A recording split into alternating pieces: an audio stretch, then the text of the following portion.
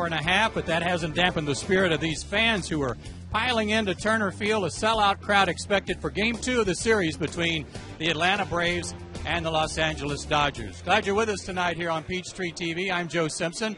Big way to start the homestand last night as the Braves shut out the Dodgers 1-0. And it was a scoreless battle until the 7th inning when that man, Brooks Conrad, did it again. His 7th homer provided the Braves the only run they would get, and it turned out the only run that Tim Hudson would need, as he was outstanding with his 8 innings of shutout baseball. Billy Wagner came on to close the deal, and when the Dodgers did get a runner on base, Scott Posednik was picked off, and the Braves win it 1-0. Tonight they'll be going for the second win of this series, and John Smoltz, sometimes when good teams are not really clicking on all cylinders, they got to find other ways to win ball games, and this Atlanta team seems to do that. They sure have. It's been a miracle year in my book on you just can't predict how they're going to win. They've done it consistently with pitching, but since the second half, it's been an up and down second half. And we talked about in the second half how difficult it is to maintain a winning streak. You look at these numbers. These numbers aren't supposed to be a first-place team, but they are in first place, mainly due to because that ERA at first, 3.08 ERA, and the average at 2.46. They've got so many people contributing. I don't know who you could say is the MVP of this team. And what they've got going for them right now is confidence. When they come to the park, they think they're going to win, and they're finding ways to win. Well, one of the things that Frank Wren wanted to address in the offseason was adding some depth to this ball club and making it a little more versatile.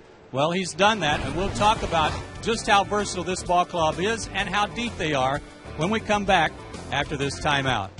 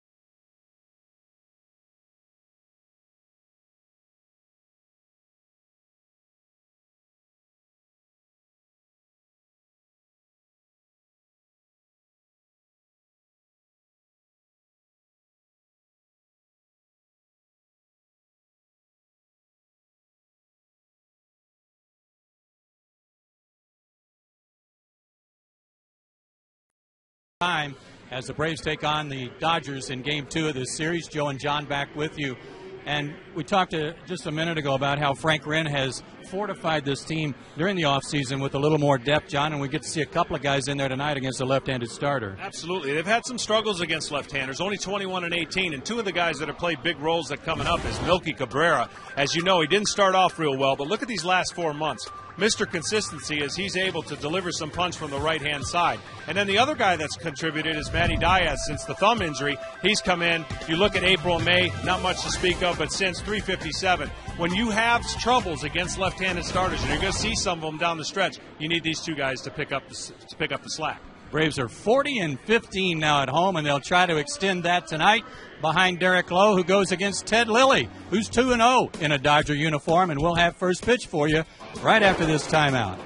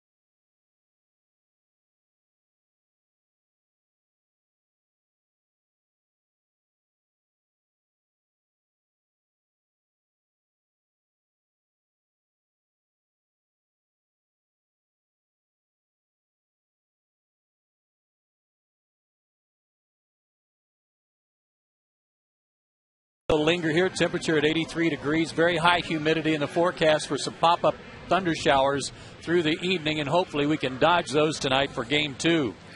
Now it's time for the Atlanta Center for Cosmetic Dentistry Big Smile seat upgrade, and JJ's found some lucky fans and is now upgrading their seats. Woohoo! Keep watching to see where their new seats are located. Sponsored by the Atlanta Center for Cosmetic Dentistry. And now let's take a look at the batting order, brought to you by Stone Mountain Park and Evergreen Marriott Resort. For great getaway packages, visit stonemountainpark.com. And for Joe Torre, Scott Posednik at the top of the order, and he's got a 10-game hitting streak with the Dodgers. Ryan Theriot, then Andre Ethier.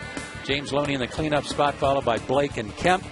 Bottom third of the order, Carroll, Ellis, and Lilly. And they'll go against Derek Lowe, who makes his 25th start tonight. And like everybody else who has put on a uniform and played here at home, he likes it at home. 8-3 with a 3.88 home ERA. Left-handers with a high batting average, 283. Right-handers hitting 259 with 10 home runs. And like anything else that's contagious, the Braves pitching, every time you step on the mound, you want to be able to contribute like the previous guy.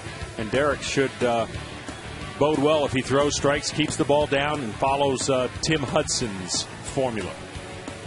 Defense behind him tonight. Little different look with a left-handed pitcher going for the Dodgers. Diaz in left, Cabrera in center. Jason Hayward remains at right. And the infield remains the same. Conrad, Gonzalez, Infante, and Gloss. And Brian McCann doing the catching.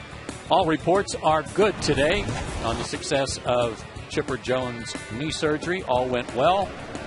And hopefully the patient resting comfortably tonight in the hospital and enjoying tonight's game. And Derek Lowe's first pitch. Here's a called strike by Gary Darling. Posednik 2 for 3 last night. He's 9 for his last 18. Out of play 0-2. Derek wore these sleeves his last time out, John. Day game here at home. And we were all surprised to see him wearing long sleeves, but he said it actually does a good job of keeping his hand dry because it wicks some of the sweat away from his hand. Got him looking. Good start for Lowe. Well, as a pitcher, there's certain guys, I know Steve Avery comes to mind, where he had to go to the rosin bag. You look at this pitch, it's an inside sinker that comes back over the middle of the plate and just freezes Posednik. Good start for Derek Lowe. But what it basically does is what he's talking about is he doesn't want any sweat dripping down on his hands, which is going to affect the delivery of the pitch. Steve used to always have to go to the rosin bag because his hands sweat all the time, and it being as humid, this will help him stay dry. Ryan Theriot 0 for 4 last night, and he's 0 for 15 against Atlanta for the year. Counting his time with the Cubs. 1-1.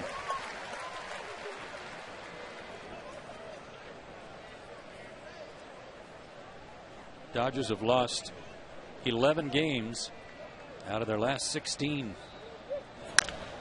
To third, Conrad, fair ball. 2 down.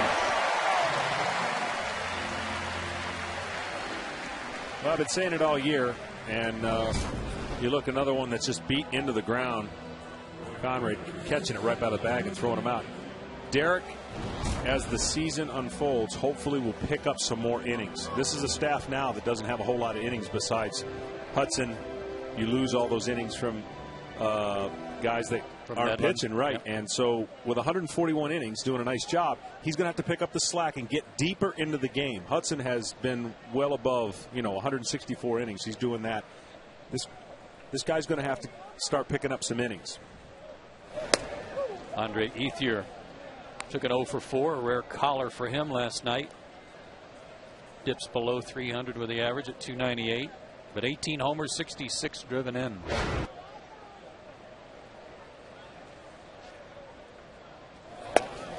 One and one.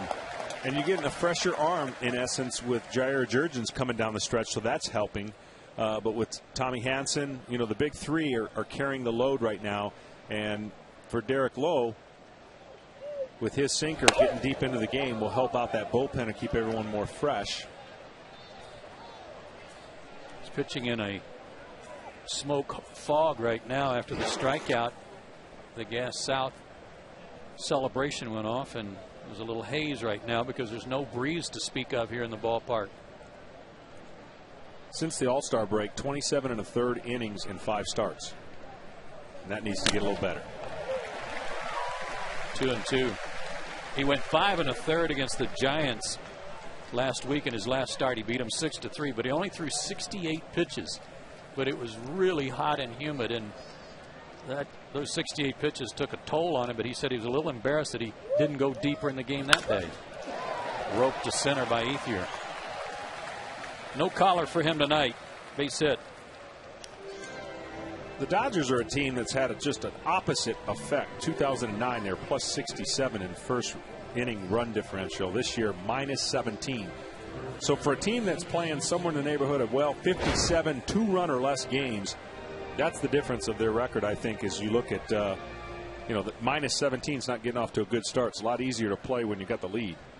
You made a point last night talking about these two teams with good records when they score first. And I think that goes to the starting pitching of both teams, that they can protect leads. This is James Loney, 0 for 3 last night, hitting .286. And 2 for 6 in his career against Derek Lowe, who pitched for the Dodgers before signing as a free agent with Atlanta. His career record against LA in 5 starts, he's 1-1 with a 3.4 ERA. 37 years old, 6'6", 230. There's a strike, 2-1.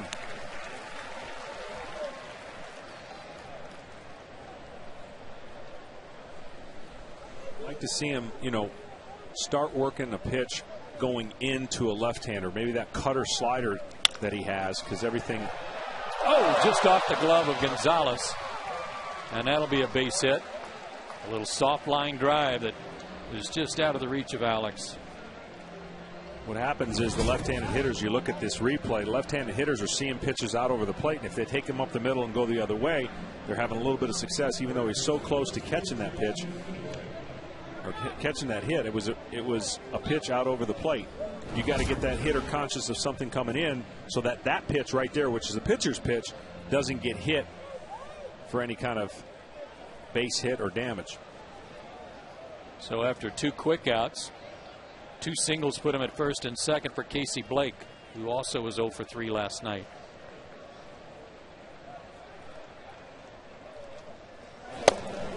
Takes a strike. 90 miles an hour on that sinker. Blake 4 for 14 in his career against Derek.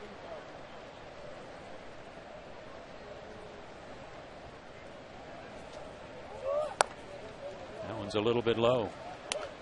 With the Padres winning last night, beating the Giants, and the Dodgers losing here, they are now 10 games out. They're in 4th place in the National League West, 10 behind the Padres.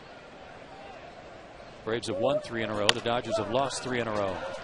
2 hopper to Conrad, and the inning is over. A couple of hits, but they're left stranded. We go to the bottom of the 1st. Braves coming to bat.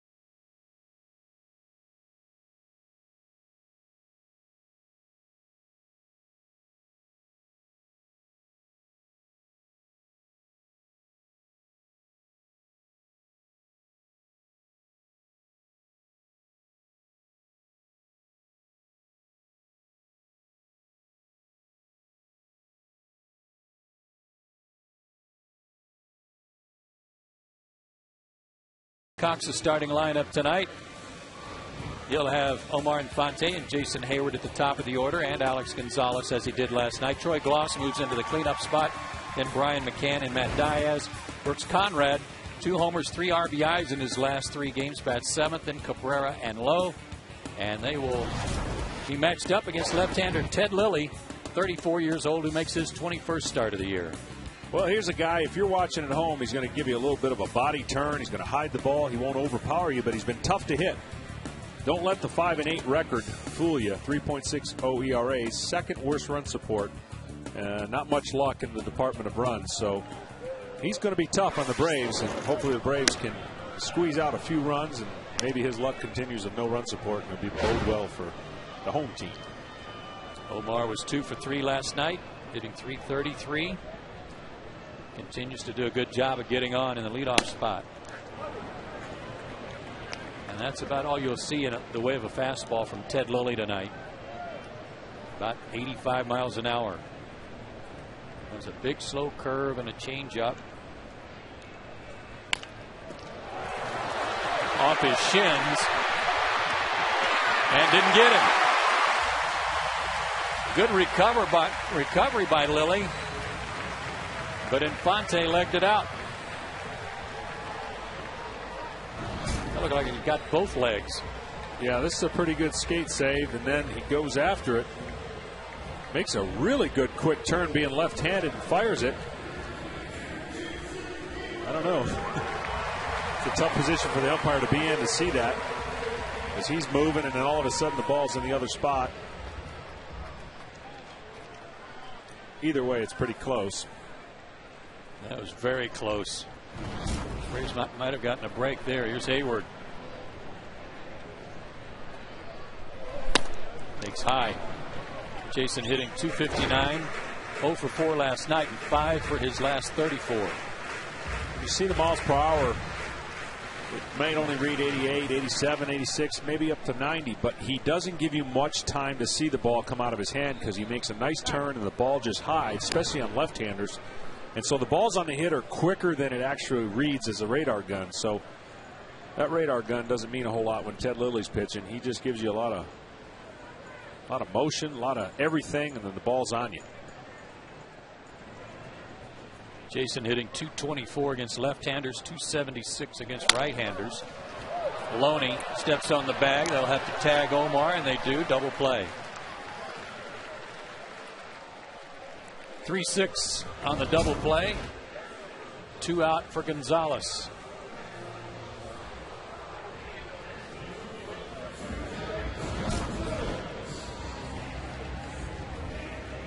Well, Joe, there's going to be an interesting stretch run for Jason because there's going to be a lot more put on him than probably was expected because of the Chipper being gone. But he's going to have to find ways to be a big-time contributor, as you and I have talked about, as the season draws near, as the Braves make a playoff run, and see if he can't make some adjustments and find a way to do that. Alex Gonzalez 0 for 3 last night. Takes a strike, 1-1. I made a comment last night I want to follow up on when I said Jason has never been through this before. He needs to get his rest, get his work in. And what I was talking about was the difference between a major league season and a minor league season. Tonight's his 97th game, but even in a full schedule in the minor leagues, the most you would play would be 144 games. Right. And it seems like you get to a wall at times when you get to this stage of the season when it's your first year in the big leagues. And his working for him was the fact that he did spend some time on the disabled list. He just came off 3 days off from his knee injury and a day off, so that will help. But you're right, they've got to have some real good production from him the last 46 games of the season. Popped up. And Terrio calls for it, and he'll make the catch. And the Braves get a hit, but they go in order thanks to the double play, and we go to the second scoreless.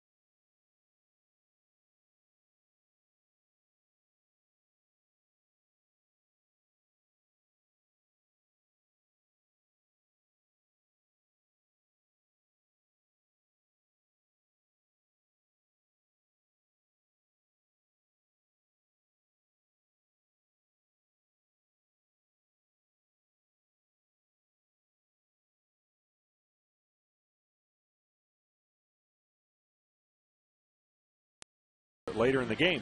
Send your email to the Braves at PeachtreeTV.com. Please include your name. More saving, more doing. That's the power of Home Depot. Matt Kemp will lead off for the Dodgers here in the second. He was 1 for 3 last night. And 5 for his last 10. Big stink in Los Angeles and around their ball club with respect to Matt Kemp and a couple of coaches. Kemp's agent, former pitcher Dave Stewart's involved, about how Kemp feels like Larry Boa and Bob Schaefer have been picking on him, trying to motivate him. And some of it goes to an accusation that Schaefer was levying some harsh criticism of Kemp through the paper, and Schaefer denies that 100%. I hate that saying, trying to motivate them. Him. That if that's something hanging over a player, you need to do whatever you can to get rid of that, because if someone's got to motivate you to play this game, something's wrong. I know it's a long season. We know you go through all that. So does everybody else. This is a talented guy who, for whatever reason, is finding himself in this spot, and I find it hard to believe that it would be truly because of being picked on. Struck him out. Good pitch by Lowe. Second strikeout for Derek. You know, you mentioned this team being 10 games out. It's not because of their own division play. 27-15 against the West, 17-15 against the Central, 11-16 against the East, and then Interleague did them in 4-11. They've taken care of business in their own division, but they find themselves 10 games back with probably too many teams to climb. You know, that's a huge factor that a lot of people don't take into consideration as Jamie Carroll steps in. It's one thing to be 10 back, but when there's 3 teams ahead of you, that's a lot to climb. Derek Sharp here in the early going. Good control. 1-1 to Carroll, who had a base hit last night. 1 for 3. Jamie's 3 for 8 in his career against Derek.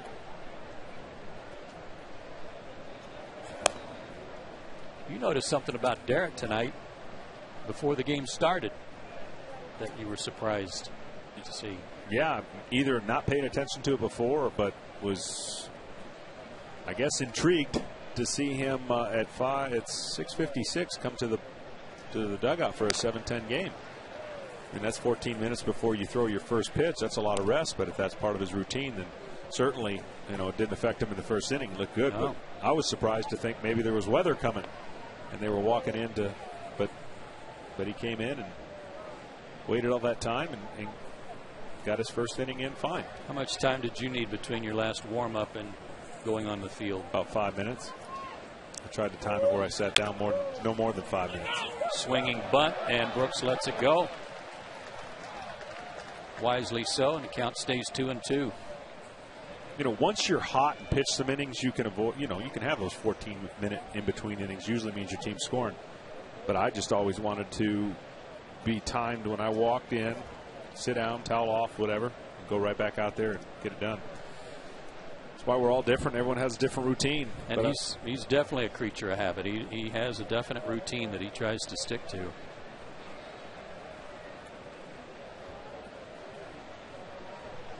Two and two the count. Right back to him. Derek makes the play. 2 down.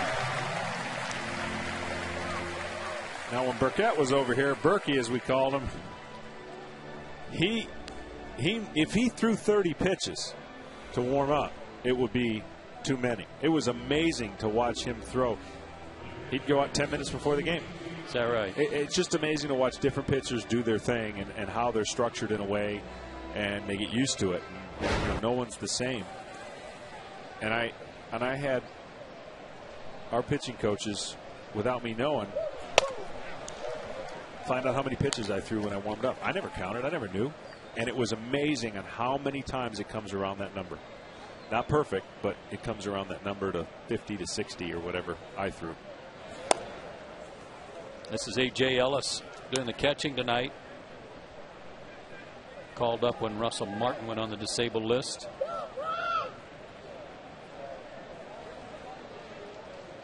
18th rounder in 2003. Another good sinker.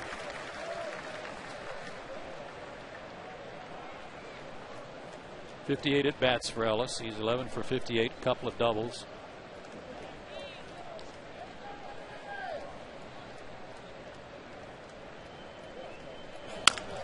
To third. Good hop for Brooks. One thing about Derek Lowe's routine, whatever it is, John, it's worked pretty well for him. He's never been on the disabled list. We go to the bottom of the second.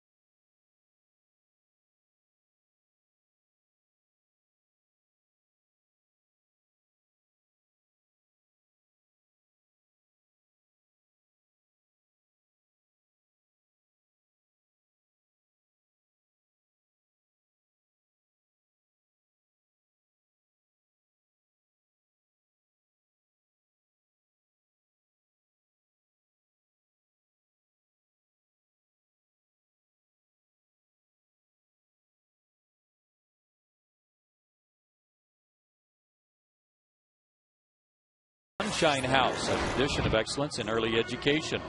Tonight's leaderboard, highest percentage of strikes thrown in the National League. Roy Halladay at 68.5, and Ted Lilly just a skosh under that. 68.4. He's also a guy who's really over the years cut down on his walks. And this year, just 29 walks in 131 innings. And no walks for him in his last 14 innings as a Dodger. Troy Gloss leads off the second. He's batting cleanup tonight. Takes a strike. How about that one, Gary?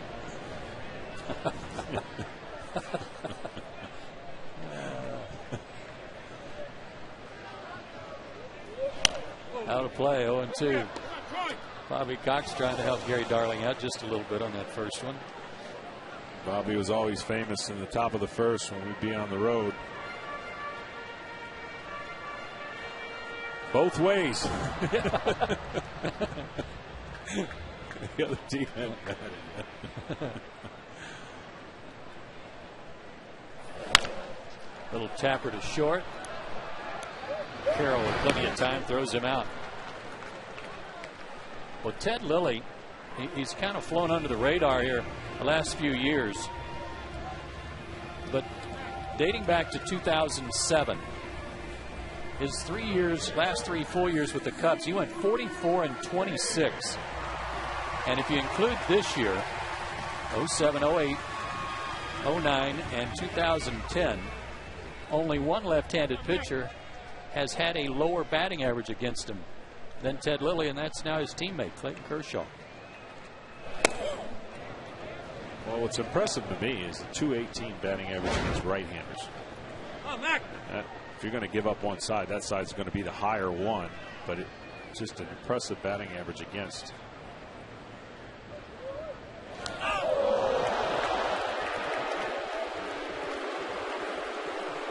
I don't know who yelled "ow." I have a feeling it was Mac. I don't know if it was Lilly yelling "look out." Yeah, I think so.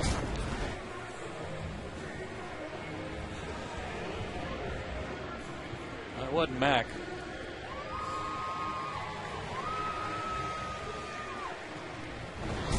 Runner at first for Diaz. One thing that Lilly has given up is home runs, 22 of them, and 17 to right-handed hitters.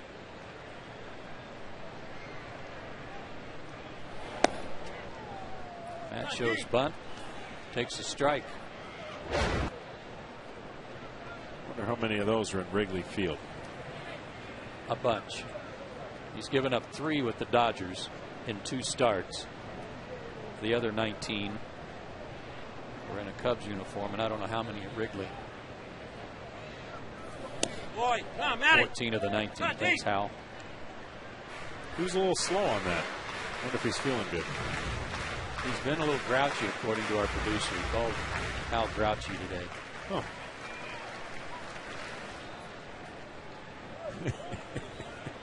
He said that's another word for being right. I'll give that a 6 on the meter. Yeah. 6 out of 10. 2-1 to Matt, who did not play last night, but has a home run and 12 RBIs in his last 12 starts. Hitting .273 against left-handed pitching.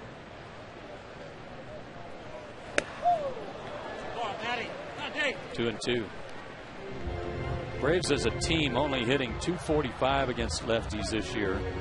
And that's 17 points below what they hit against right-handed pitching. And it's also next to the bottom in the National League among teams.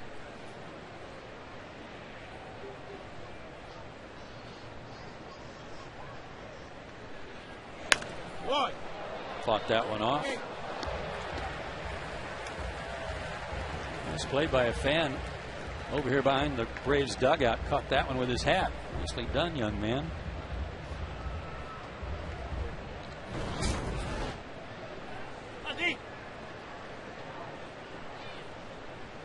Good catch.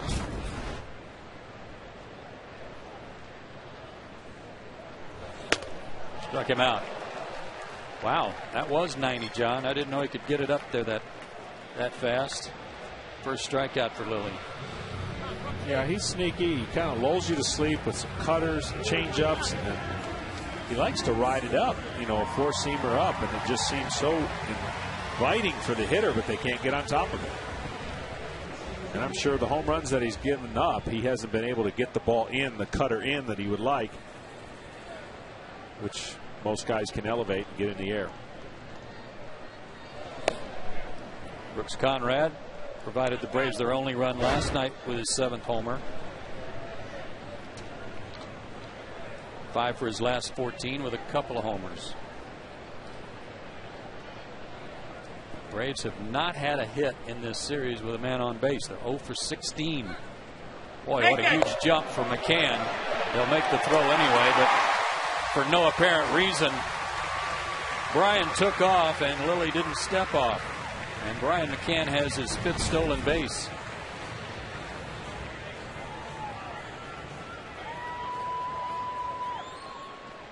You might have heard Bobby yelling from the dugout, "Take it," to Conrad.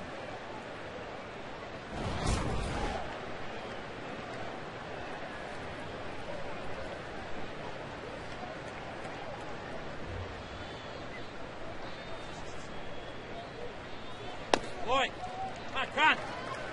2-1.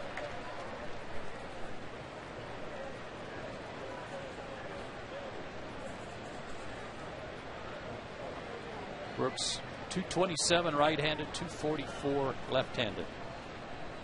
And all of his long balls have been hit left-handed.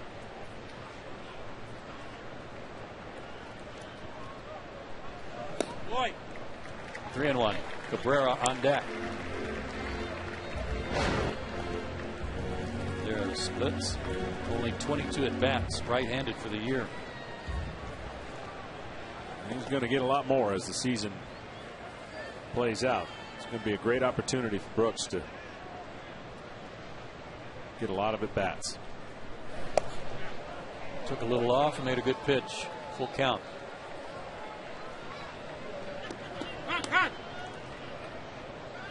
Lilly's a native of Torrance, California, a suburb of LA, so that's a nice homecoming for him to go to LA.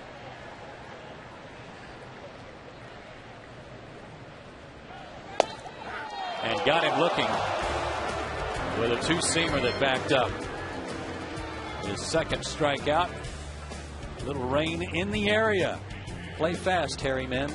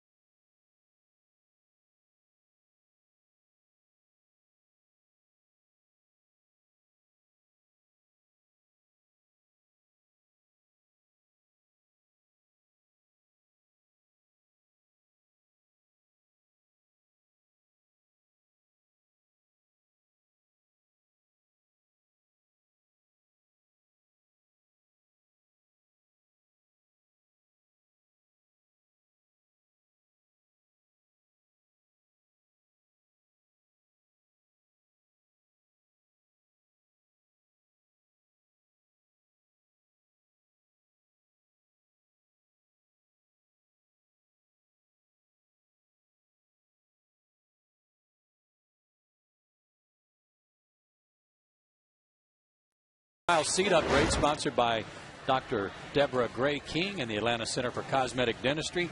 The place in Atlanta to get a beautiful smile. Right over there behind the tarp. Let's hope that tarp stays rolled up. Big crowd on hand. A close to capacity crowd expected. Braves had 38,600 plus last night. And Ted Lilly, the pitcher, leads off the third. Just 1 for 34 on the year.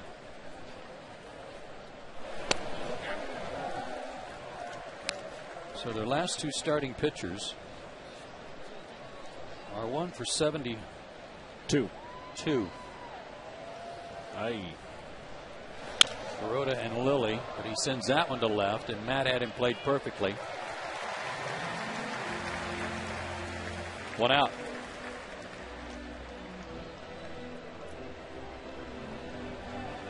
Got a little something for you tonight, Mr. Smoltz. All right. Last night the Braves shut out the Dodgers 1-0. It was the first time the Braves had shut out Los Angeles since May 4th of 2007. A game started by you and finished by Mike Gonzalez and Rafael Soriano. The three of you combined on that shutout. Here, right? I believe so. Posednik struck out his first time up, took a called third. In fact, he struck out on 3 pitches. It's the game I'm thinking about. I got out of a couple bases loaded situations. Wilson Betterman, I believe, was playing third base, playing for the Dodgers. To left field and a base hit. Diaz will have to get that in quickly. Posednik will stop with a long single, and he's hit in 11 straight. I'll tell you, that move picking Posednik up to give them a little depth until Manny Ramirez comes back turns out to be a huge pickup with the injury to Furcal, because it gave him another leadoff man. And Furcal was having a great year. I mean, the numbers that he was putting up against right and left, and just having a great year. And unfortunately, you know, Rafi has not been able to stay healthy either. He's got all the tools to be what I always thought a Jimmy Rollins type player. You know, he had speed, he could hit for power, he played great defense, and he ran into the injury bug really. He's got a bad back that's got him on the DL right now as Terrio takes inside, ball 1. He grounded out his first time. There's Raphael. He was a fun teammate. Sitting with Ronnie Belliard. Yeah, and a fan favorite here too. So I know a lot of even Braves fans are sorry they didn't get a chance to see him play in this series. Like you said, though, pitchers probably don't mind. He was hitting .316. Up the middle and through, base hit. Sednick will stop at second. And the Dodgers have something cooking here with one out. You know, the signs are good. We talked about it. They're hitting the ball on the ground, but sinker after sinker. You know, he's got a curveball, he's got a changeup, and he's got a little cutter. And you know, Derek's gone plenty of games where he can just say, here it is, try and hit it. And guys aren't able to because it acts like a split finger.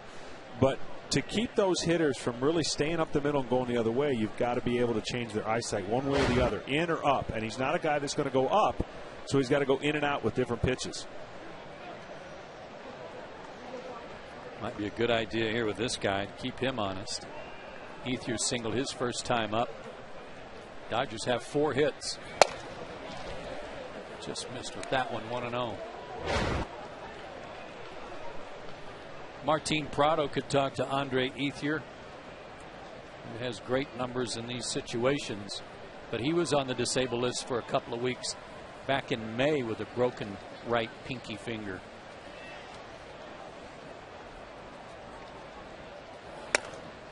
He was hitting .392 at the time of the injury. And when he went on the DL May 15th, he came off May 30th and played May 31st. And since then, he's hit .255. And I don't know if you can hang all of that on the finger. And his pinky finger is on his bottom hand when he hits, as opposed to when Martin comes back, it'll be on his top hand. You know, you can simulate and take DP. Nothing replaces the timing of being in the game and in competition and being locked in. When you take time away, your mind, your body knows it, and you can only do so many things to try and stay locked in, but you have to have that time afforded to you to get back into game situations and face live pitching and know that it counts and get back to it. Full foul past Mariano Duncan, coaching at first. The count 2-2. You know, there are very few guys in the game that could. I don't know how many times Tony Gwynn missed time or spent time on the DL, but he'd be one of the guys that come to mind to say he'd be one of the few guys that could miss 15 games and come in and just hit and rake. I mean, I really believe certain guys are born hitters, just like certain guys are born putters and so on and so forth. You just have that knack. But in this game, and with all the adjustments that players have to make, it is a grind day in and day out. Couldn't get him to chase there, and the count goes full. But that's the pitch right there. I know it was down, but he threw a hard cutter in. He gets that elevated just a little bit, and that hitter thinks that's a sinker, and he's going to go after it, either jam himself or swing over the top of it. Ethier does not strike out that much. Let's see if the runners are moving. They are, and he pulls it foul.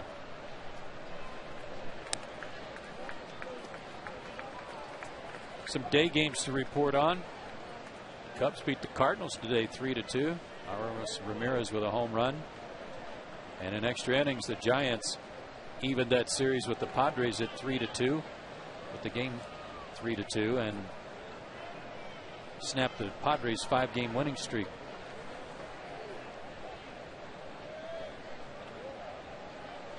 Runners going again. Struck him out and throw him out. Ethier slams the bat down. Just what the doctor ordered for Derek Lowe. 2 more hits for the Dodgers, 1 left. 2 double plays turned behind him.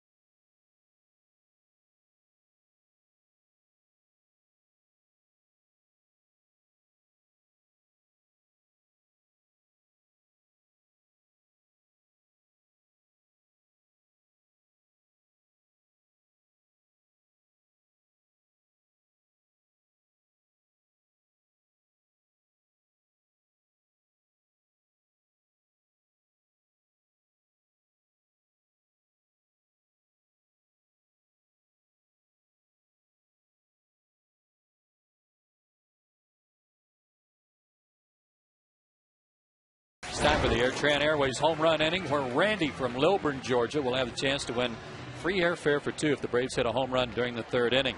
Visit PeachtreeTV.com/contest for official rules and to enter for a chance to win. Airtran Airways, go. There's nothing stopping you. Melky Cabrera leads off the third, hitting .267, 4 homers, 30 RBIs. Just a little outside. Another statistic about the percentage of strikes that he throws. The unorthodox way that he turns his back and is able to get back to the same position and create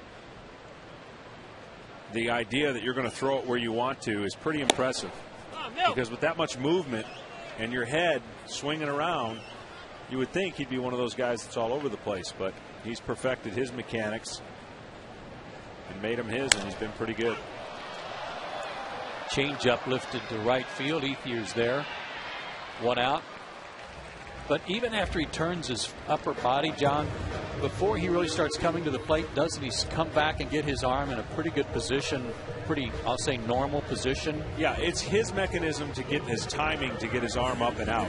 What he does is he's quiet. It's not a violent move. It's just he already stands at the hitter at a parallel, like almost out of the stretch. So he's sitting there and he makes a quiet little turn. Hip is basically shown to the entire hitter, and then it gives him the time to deliver the pitch without feeling like he's got to rush or catch up.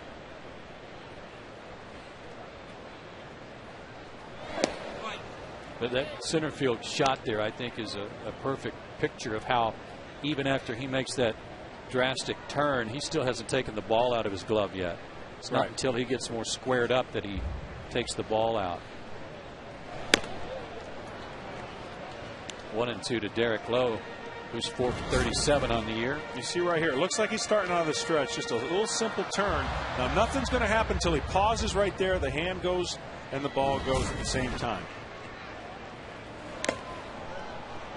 Foul tip into the glove of Ellis.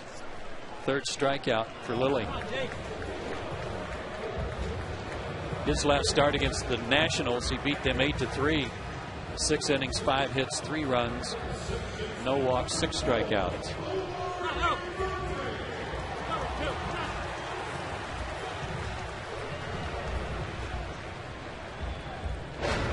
Omar singled his first time up, hit one off the leg of Ted Lilly and then beat it out.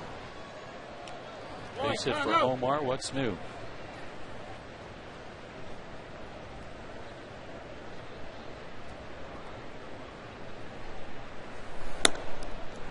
One and one. See what Lilly has done already is he's shown he can throw the strike inside to right-handers, into left-handers. He can go up with the ball, away with the ball, and the hitters just aren't comfortable when you can hit those spots. Off-speed pitch hit to right, but Ethier has room, and the Braves go in order. This has been the Airtran Airways home run inning of the game. Be sure to register at PeachtreeTV.com/contest for official rules for your chance to win.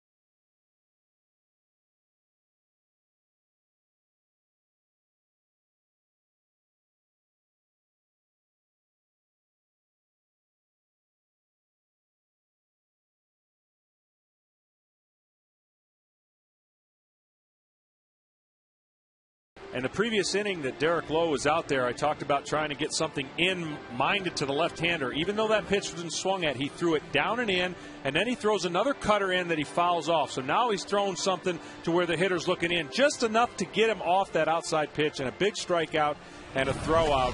Derek Lowe with a big, big pitch to a really good hitter, and that's the kind of stuff that's going to allow him to be successful against left-handers, Joe, who really are sitting there looking one way and having their way with a 283 batting average. You know, from a hitter's standpoint, you know that Derek's going to throw you a bunch of sinkers, so you're trying to be patient to get him to elevate something that you might be able to get under.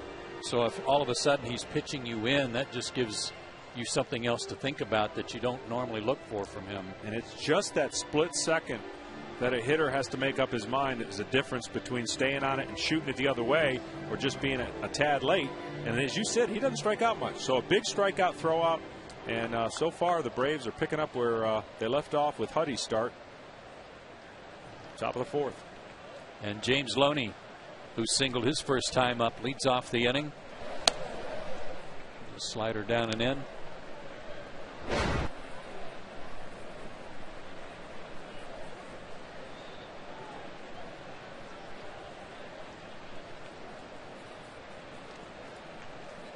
James Loney, terrific run producer, bats clean up every day, and has only 8 homers. The difference between these two pitchers is you watch Derek Lowe, he has a quiet back step, which means it's short, it gets him to his gathering point, and then he just turns and delivers what his forte is that sinker. Just a quick pivot, gathers and throws a sinker, and it has worked for him. He speeds that up anymore or slows that down anymore, it doesn't have the same effect. That's the timing that each pitcher is trying to get to.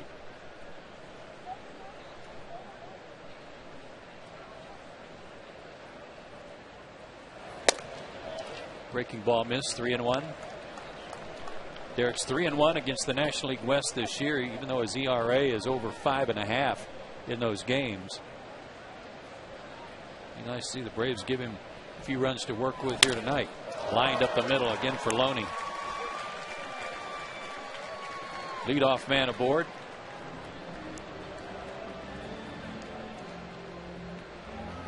Here's tonight's Toyota trivia question. Visit your local Toyota dealer today. Toyota, moving forward. Brooks Conrad has hit 7 home runs in the 7th inning or later. Who is the major league leader for home runs in the 7th inning and beyond? Man, I don't know that anybody's got too many more than he does, but it's not him. Am I assuming that it's not him? I'm just going to take a guess and go with Albert Pujols. That's a good call. Okay, it's not Brooks Conrad. Casey Blake grounded out his first time.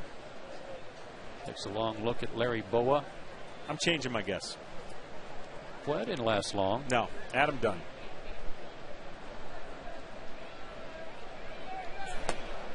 Okay. I'm going to go Joey Votto.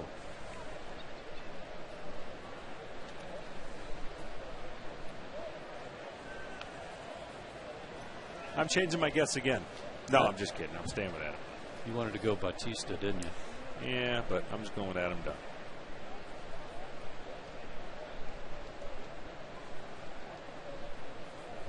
Runner goes. Hit and run and a beauty. Blake shoots it into right field. Loney's going to make it to third, and Hayward gets it in. They're on the corners. Nobody out.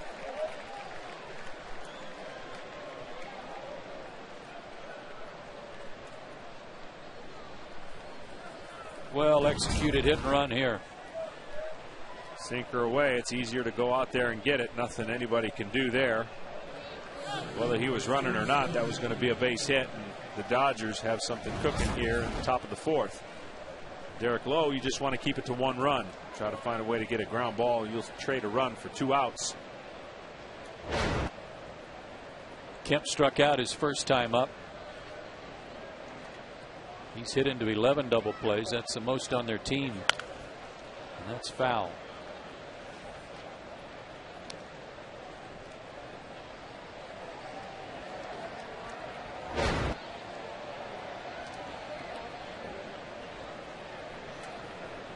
good numbers with runners in scoring position.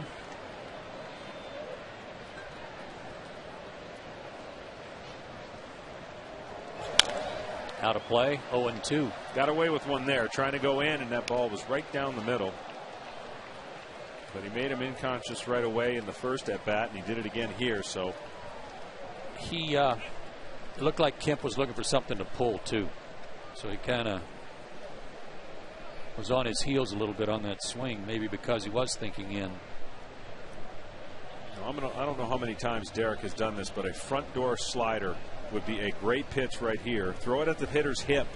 Trust that it's going to break. See if you can freeze him right here. I don't know if he's done that a lot. I know he does the backdoor slider to a left-hander. But you're just looking for a way now in an 0-2 account. Maybe get him chase something down and in, or maybe freeze him. But they're going to go away. Setting up away. Might get the double play. And they do, but the run scores. And as you say, John, they'll trade 2 outs for the 1 run. No RBI. And that's the 12th double play hit into by Matt Kemp. Great if you're a Braves. Very frustrating if you're a Dodger. He got himself in an 0-2 count. Great sinker down. All he could do was put it in play. Now they did get the run, but it's a rally killer, and the Derek Lowe did exactly what he had to do right there, short of a strikeout. Jamie Carroll hit a comebacker to the mound his first time up. Takes a look at Brooks Conrad, sees him playing in even with the bag, and takes a strike.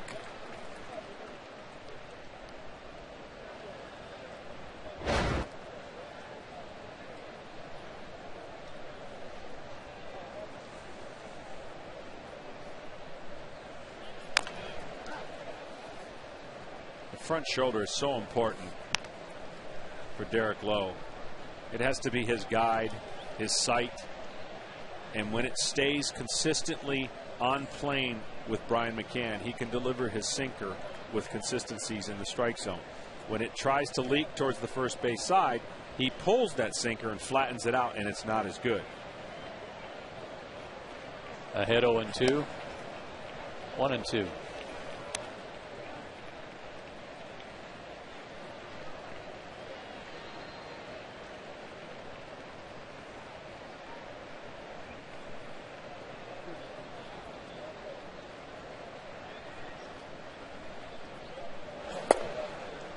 Just missed. 2-2.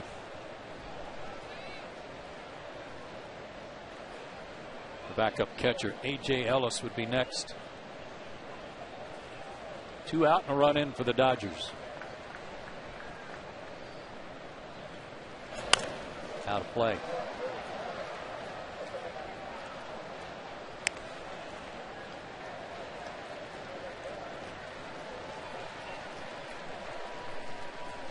With the forecast being what it is, and that is the threat of rain, some pop-up thunderstorms, getting that run on the board is pretty important, no matter that it's just one.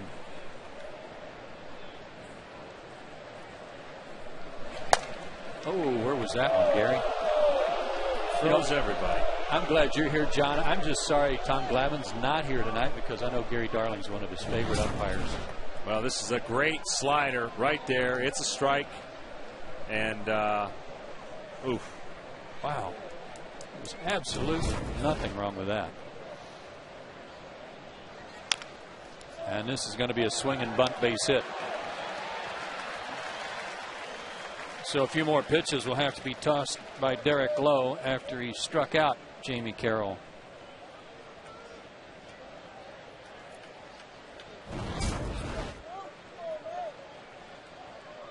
Yeah, that's a great pitch. Gets the corner. That's a slider right there. That is going to be super effective for Derek Lowe.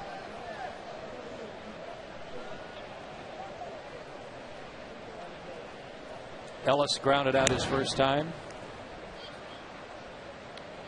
Carroll's 8 out of 9 in stolen bases and draws the throw. It's rare we're in 2 outs in the 4th inning. Oh, and that's a stolen base. What I was going to say is 7 hits for the Dodgers and only 1 run. You look at this jump, he just takes off. He's got the timing down. Now you got to remember who's on deck. Pitcher who's not a very good hitter.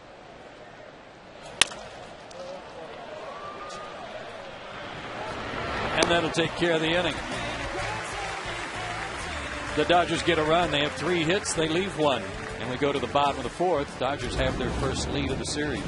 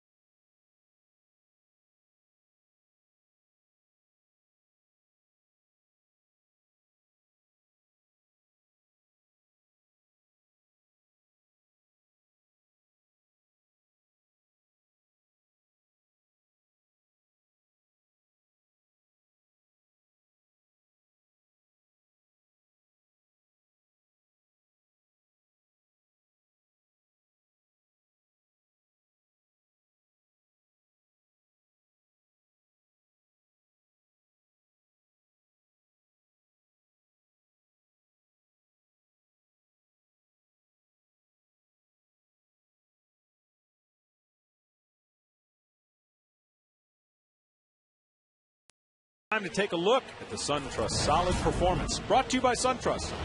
Live solid, bank solid. Most homers in August. I would not have guessed the Braves would have been second. Had a pretty good run with the long ball, including Brooks Comrades last night. That was their 18th home run out of their last 13 games dating back to July. But the Padres snuck in there. They have like the fewest in all of baseball, don't they? Yeah. Jason Hayward grounded out. In fact, he hit into a double play his first time up. It's down low. And innings after his team scores, not exactly shutdown innings for Ted Lilly. An ERA of almost 9. That's the worst in the National League.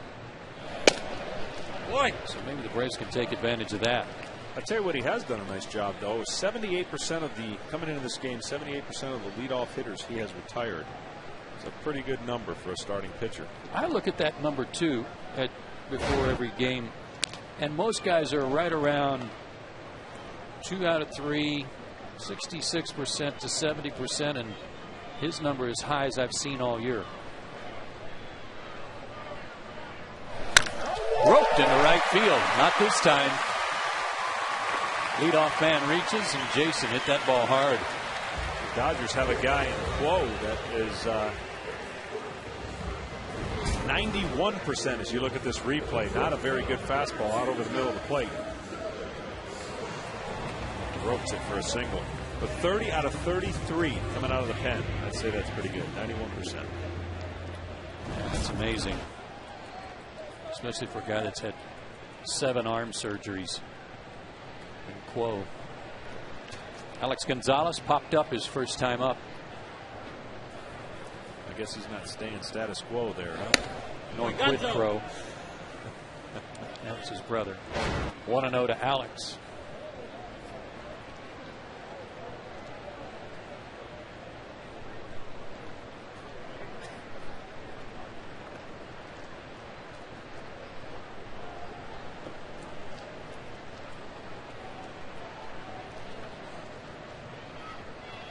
Boy. 2-0.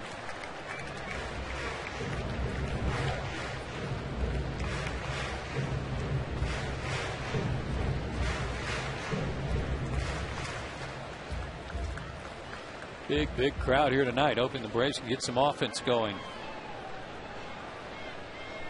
They have not had a hit in this series with a man on base.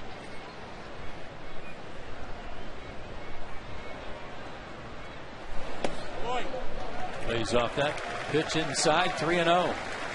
Billy thought he had a strike there. Rick Honeycutt, the pitching coach, next to Joe Torre.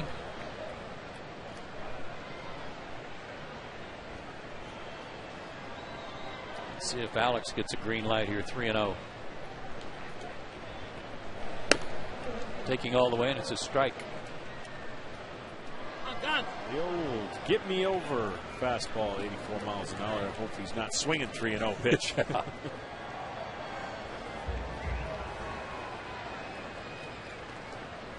He'll be hacking here.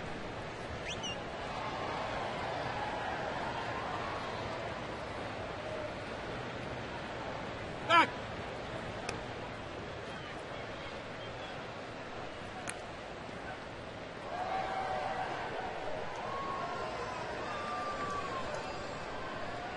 Alex last night was 0 for 3. There wasn't a lot of hitting going on last night for either side. The Braves won the ball game. They only had 5 hits. Dodgers were shut out on 4, and LA's got 7 hits already tonight.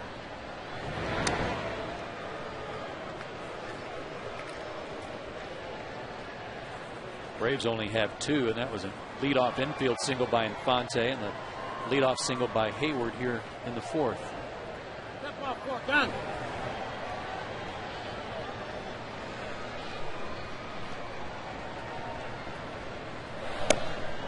Backdoor breaking ball missed. 2 on, nobody out. Here's tonight's Toyota trivia question. Brooks Conrad has hit 7 home runs in the 7th inning or later. Who is the major league leader for home runs in the 7th inning and beyond? To infinity and beyond. I went Votto. And you Adam went Dunn. Adam Dunn. Okay. The answer is, yeah. That was Hal's pick. When he's hit 38, you figure he's probably going to have a few. How many's he got? 34. Okay. 36. Split the difference. Troy Gloss, the batter. Floyd. He takes low. Troy. Braves with something cooking here in the 4th.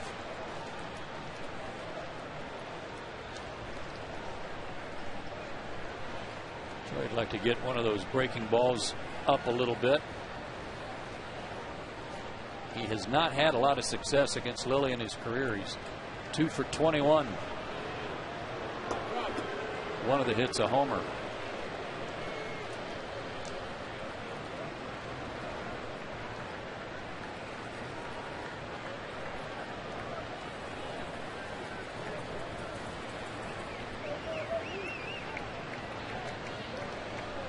Hayward at second.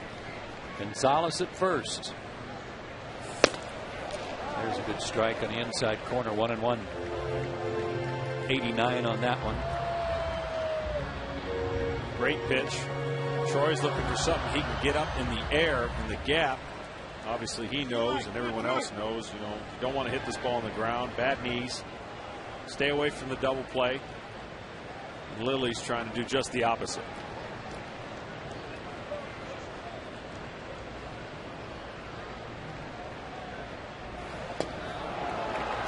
1-2. Troy had some luck against the Giants and even some in Houston too, going up the middle and the other way. And now that he's behind in the count, his thought process might go there, because look at the hole on the right side, because Terrio's trying to hold Hayward close at second. That, and plus I think they're going to try to pound him in, which is tougher to go that way, but I agree with you. If he could somehow go the other way, and it's even tougher to turn it if you go the other way.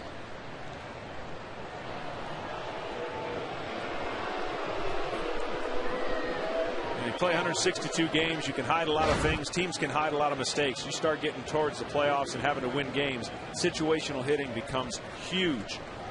Taking advantage of first and second, nobody out, you've got to produce a run. Struck him out. Looked like that one was upstairs and got it by him. 4th strikeout for Lilly. This is the area he can go to. Troy wants to extend his hands. He has a hard time getting the ball and his barrel to the bat up there. And Lilly with a great job. I thought the 1-0 pitch set up that at bat, being able to tie him up in for a strike. And now he's facing Brian McCann. First and second. He hit Brian with a pitch back in the 2nd inning. It's a good off-speed pitch there. Has him fooled 0-1. Used to be a time where you would rarely see a left-hander throw a changeup to a left-hander. Tommy Glavine made that almost famous, if not people looking at it going, hey, I've never thought about that. I'm going to start doing that. It's a great pitch when you can get it down in the area he just threw it.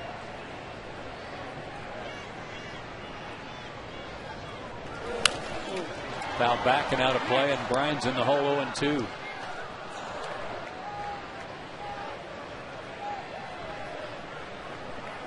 .29 RBIs in his last 32 games. And the Braves still looking for their first hit with a runner on base in this series.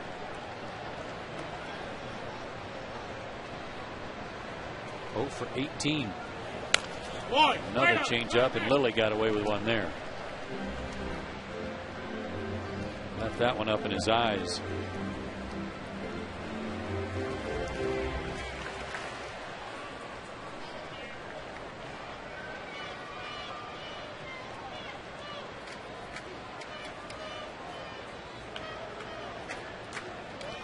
So far to Mack, I know he hit him in the first at bat, but this at bat, he hasn't thrown one pitch even close to this same area.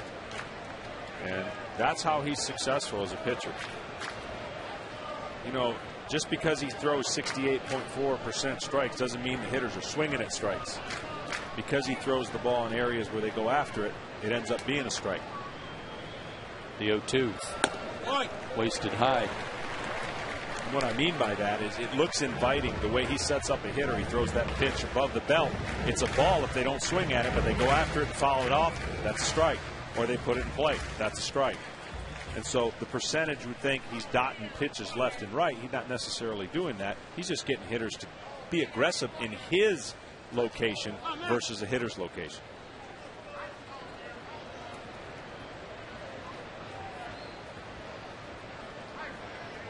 One out, 1st and 2nd. Dodgers up 1-0.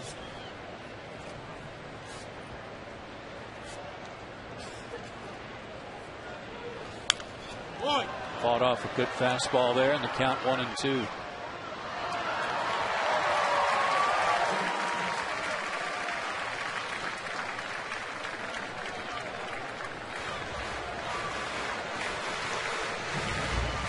I'm not going to get a play, am I? It's going to take years before the foul balls. Yeah. No, I think you'd be surprised.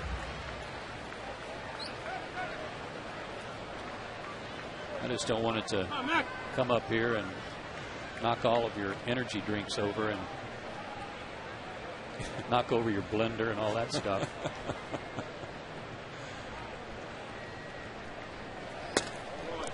Two and two.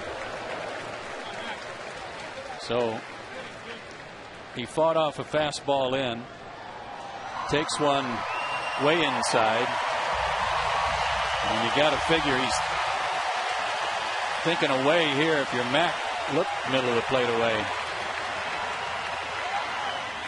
And there it is, and he put a good swing on it into the upper deck. Still 2-2.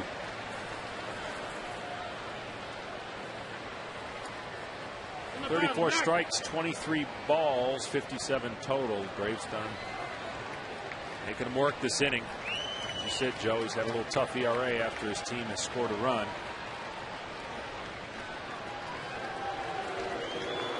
Ellis out to talk to him about what are they going to do to get McCann out of here. Guy is on deck.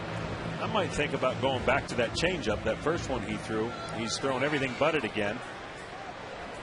See if he can't get Mack to swing at it.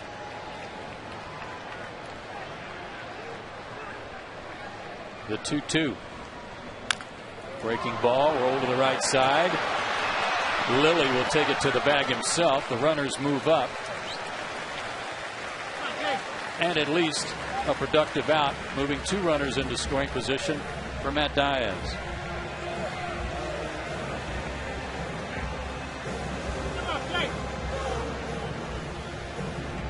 Matt struck out his first time up. Rick Honeycutt out to talk to his pitcher.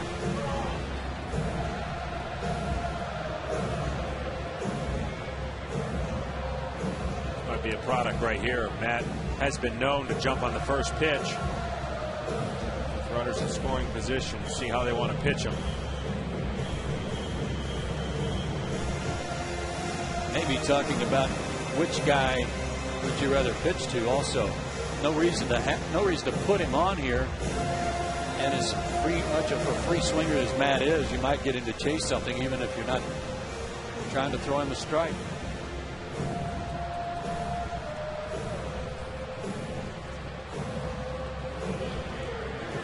Senator Honeycutt back to the dugout.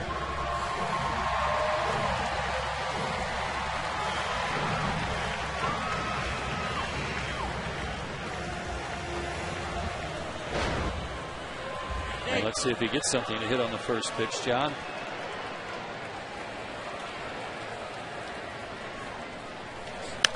He did.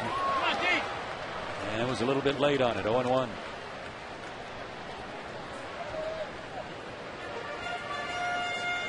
In that game today at St. Louis, Carlos Zambrano got the win for the Cubs. He beat Chris Carpenter.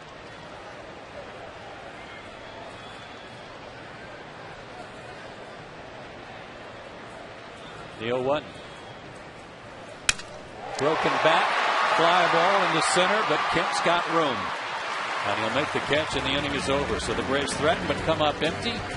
They leave runners at second and third, and we go to the fifth. Still 1-0 Dodgers.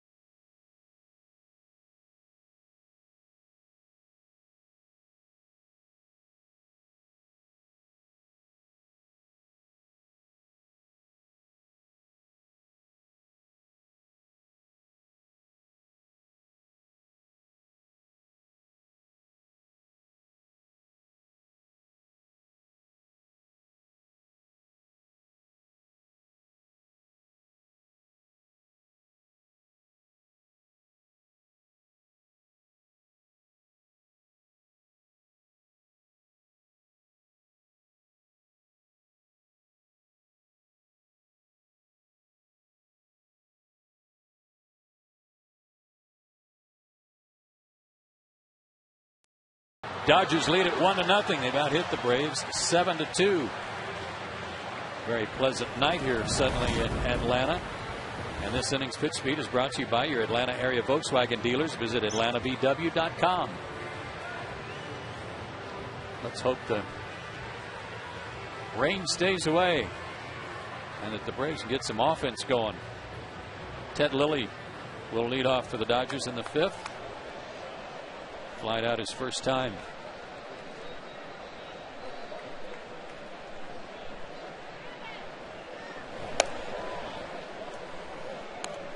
Right down the middle, ball one.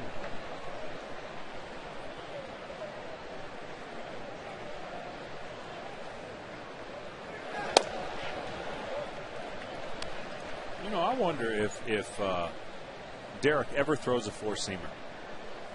I don't know that I've ever seen him use that pitch. I think every pitch is a two-seamer, a sinker. Oh, man. Ted Lilly, talk about swing hard in case you hit it. His second hit of the year. He's 2 for 36.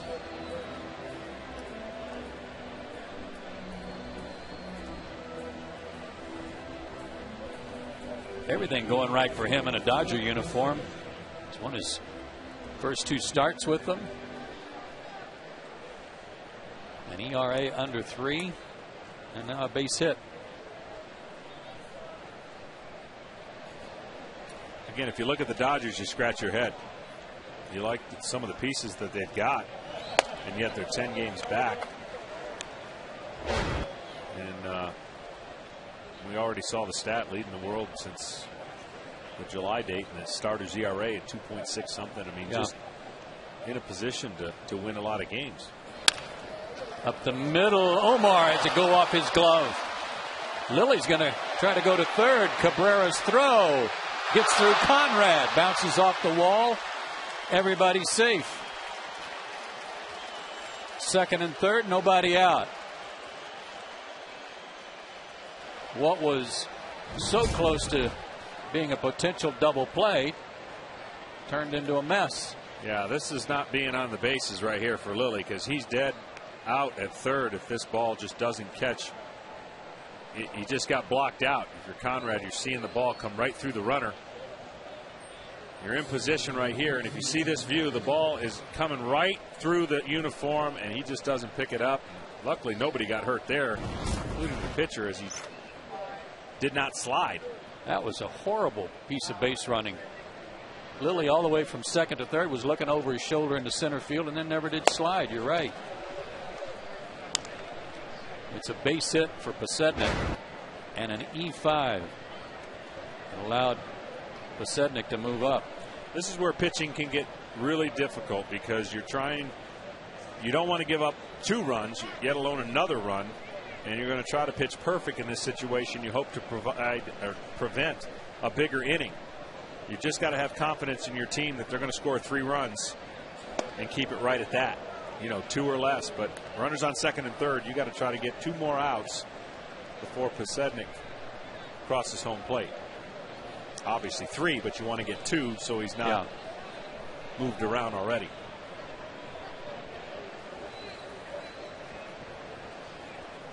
Terrio got a base hit his last time up. First hit he's had against Atlanta this year. And now he's ahead in the count, 3-0. Braves defense let him down big time in Houston. They made 8 errors in that 3-game series. Did not commit an error last night. Taking all the way. There's a strike.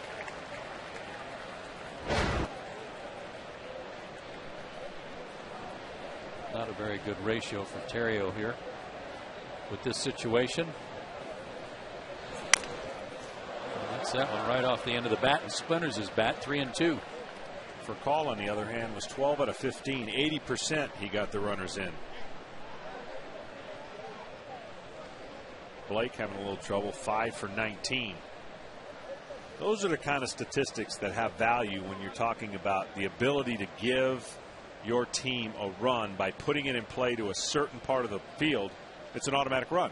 Yeah. Too many guys, I think, the ego and pride, I'm going to drive this ball. I'm going to try to hit a 3-run homer. Well, there's times where it's like in golf. You can't birdie every putt. There's putts that are makeable and there's some aren't. And this is a situation where if you're the hitter, you've got to be able to deliver the ball to the right part of the field. Struck him out. Big out there for Derek. That's his 4th.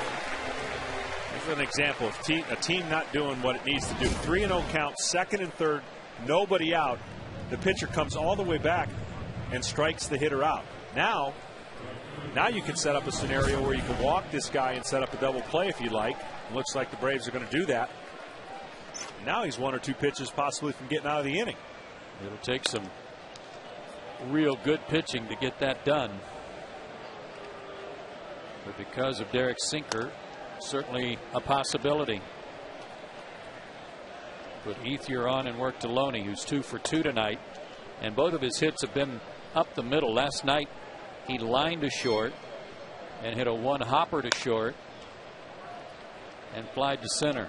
So one thing you can do, I think, is pinch up the middle on Loney. Right. Here's a question that was always posed to me, and I'll pose it to you. Amateur baseball player used to think and say, is it possible to make contact every single time if you never had to get a hit? Like if I told you, Joe, you never have to get a hit in your big league career, could you make contact every single time? Just put it in play. I'd like to think I could, but probably not. But if you gave up of yourself, I think your chances are better than if you're always trying to get a hit. And that's my point. And I think very few hitters give up of themselves in situations where they're still trying to get a hit. Gets ahead of Loney, 0-1. Good pitch. Loney 6 for 11 this season with the bases loaded.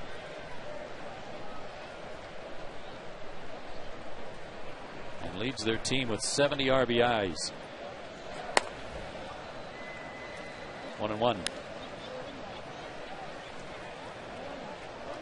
It's the same way with bunting. The reason a lot of guys can't get a bunt down, they're trying to make a perfect bunt instead of just executing the fundamental of putting it in play in the right area of the field. Oh, good breaking ball, but I guess a little low. 2-1. Yeah, we're already running out of the box trying to bunt. Right.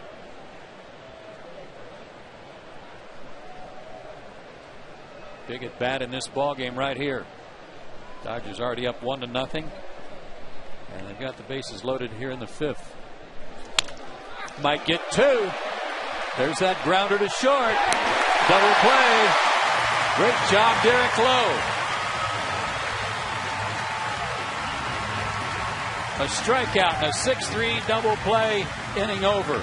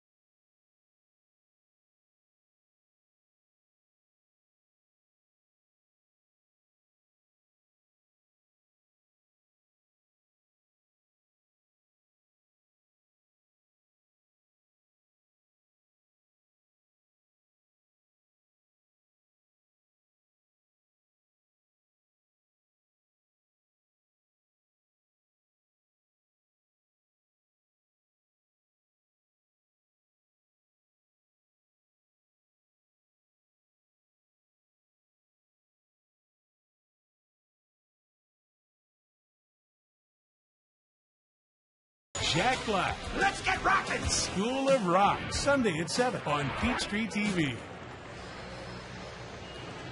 Great job, Derek Lowe. Hey, guarantee yourself postseason tickets when you buy a 2010 prorated season ticket plan starting at $6 a ticket. Be at Turner Field for the race for the pennant and secure your postseason tickets today. To order, visit Braves.com/season tickets or call 404-577-9100. Very important, /. Gotta have that. Gotta have it. Yeah. Bottom third of the order for the Braves. Brooks Conrad, Melky Cabrera, and Derek Lowe. Dodgers have 9 hits. They've drawn an intentional walk, and they have 1 run. 3 straight innings of double plays turned behind Derek Lowe, and that was a huge double play off the Bataloni. Come on, kid. 1-1 to Conrad, who took a called third his first time up.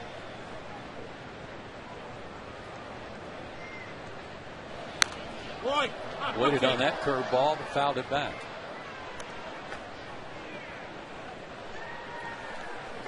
His home run last night to straightaway center, estimated at 406 feet.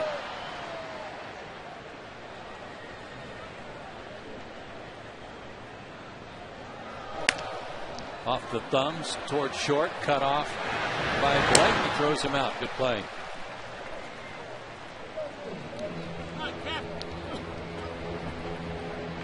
Braves last year went 40-41 at home, John, for the year. They've already won 40 games this year. They're 40-15. It's funny how that can flip-flop in 1 year. It is, and honestly, they didn't come out of the gates other than that first series. They had a nice series against the Cubs, but it wasn't like they lit everything on fire. They just really, since that horrible start, they've been unbelievable. And the .727 home winning percentage would be the highest in the franchise since 1898. That ball just found the glove. Ted Lilly wasn't even sure he caught it. Well, he lands in a pretty good position to defend himself. That he did. Lands with that leg right there in a throwing position, fielding position. Got it.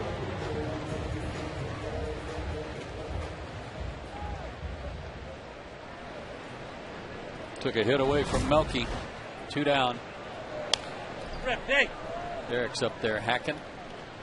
0-1. Braves only have 2 hits.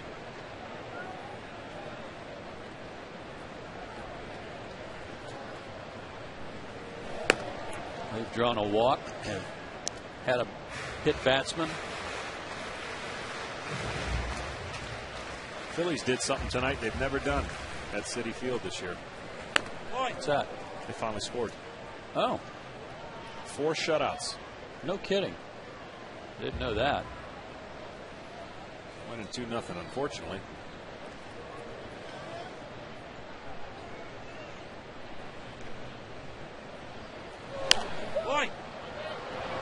Derek's making him work a little bit.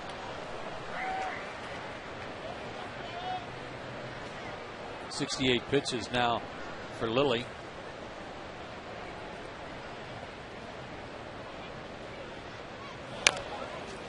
Tapper in front of the plate, fair ball, and they'll get him.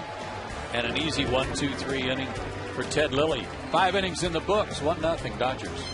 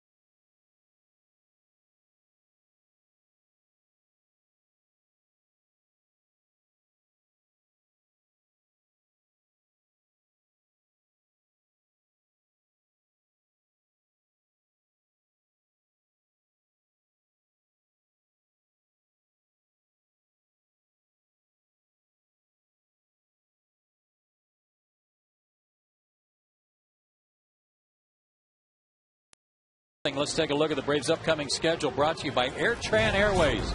Go, there's nothing stopping you. Day game tomorrow. That'll be on Fox Sports South. 1:35 first pitch. That'll be Jair Jurgens against Vicente Padilla. And John and I'll be back with you. You working Monday? I am. John and I'll be back with you on Monday. 7 o'clock finale for this series. That'll be Tommy Hansen against Chad Billingsley. And then the Nationals come to town. All 3 games there on Sports South. Chip and I will have those for you, and we hope you'll make your plans to be with us.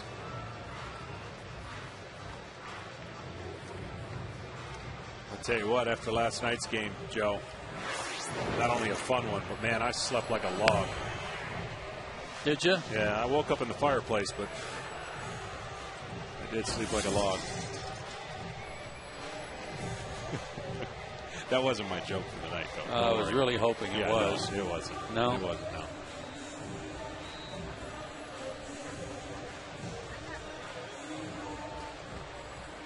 Just when I thought maybe we would escape. No.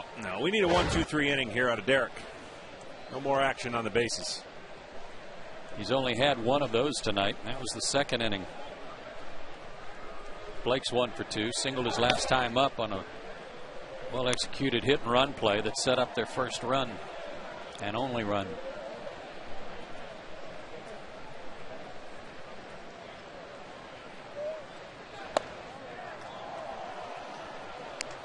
Pretty good pitch. Ball 2.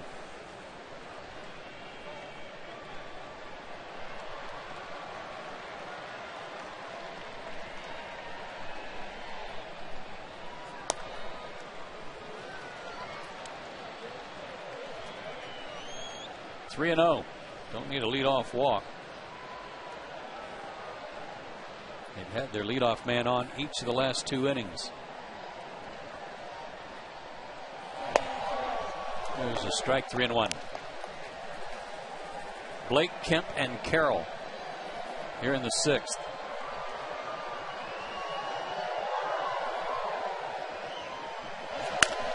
To third. Brooks waits on the second hop and makes a good throw. 1 out.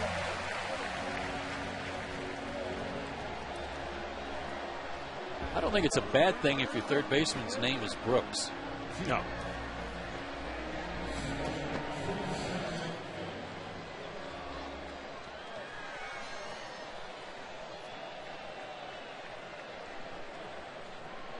Matt Kemp has batted twice. He's accounted for 3 outs. He struck out in the 2nd, hit into a double play in the 4th, but a run scored on that play. And he takes ball 1.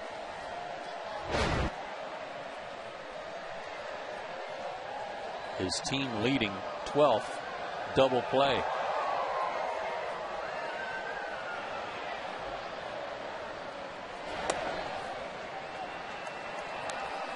Two and 0.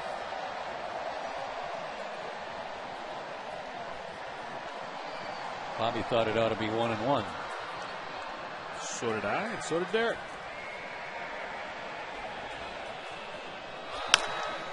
Two hopper to short. Alex makes it look easy. 2 down.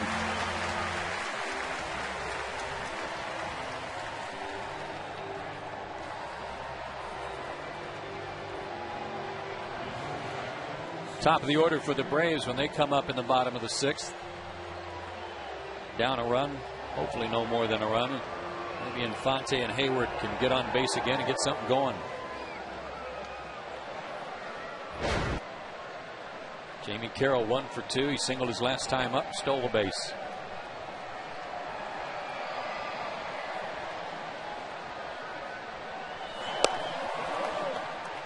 And Derek gets ahead of him.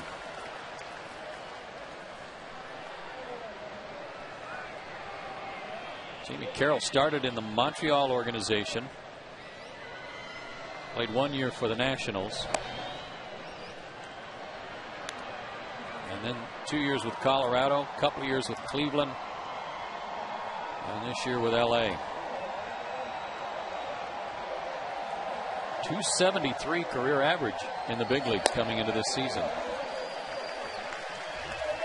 He's a grinder.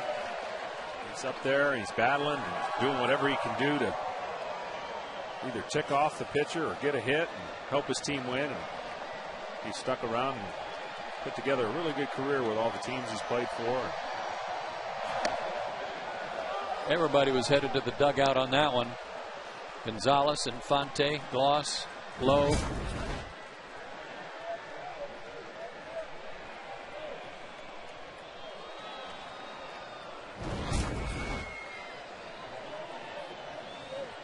2-2. To the hole. Conrad can't get it. Alex can, but no way they'll throw out Carroll. That's the second time tonight that Carroll, after apparently was, or what it looked like a strikeout, got a base hit on the next pitch.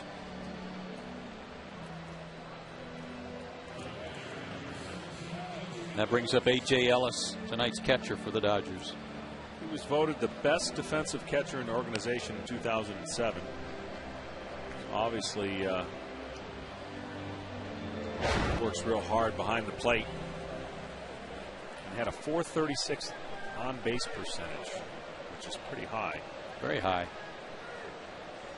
They traded one of their top catching prospects to the Royals in that deal for Scott Pasednik. They sent Lucas May along with a Class A pitcher to the Royals for Pasednik.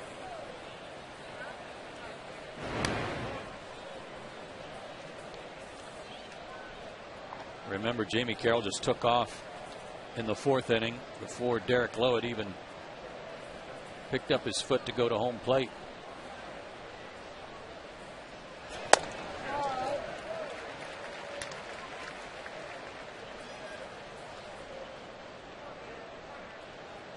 That looked like the pitch that was called a ball a minute ago on Jamie Carroll. Exact same pitch.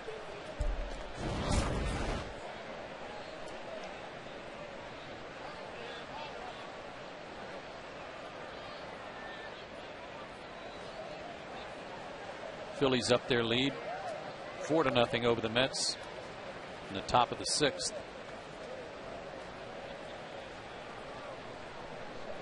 There he goes again. No, he stopped and a ball.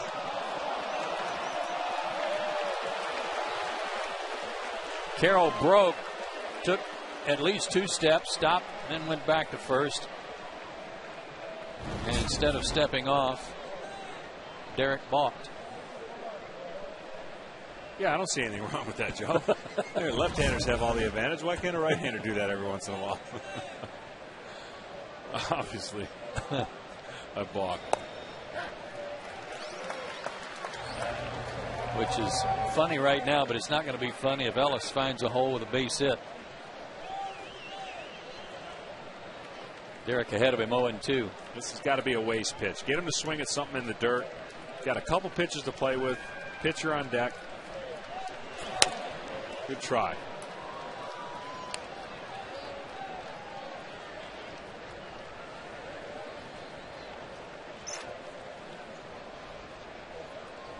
Pitch number 103 about to be thrown.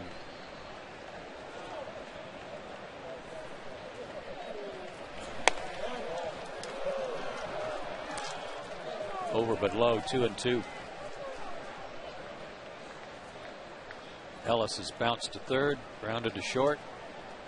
0 for 2.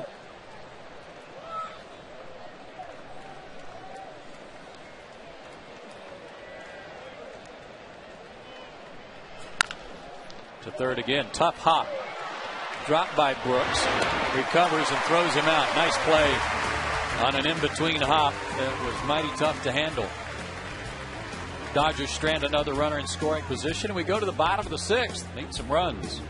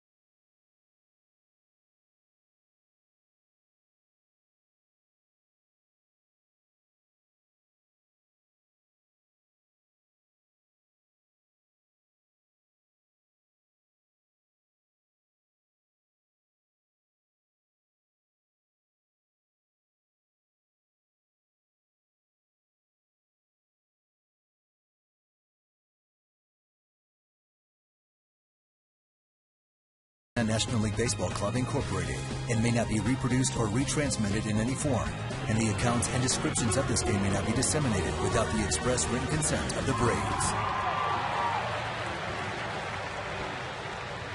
Dodgers have 10 hits, only 1 run.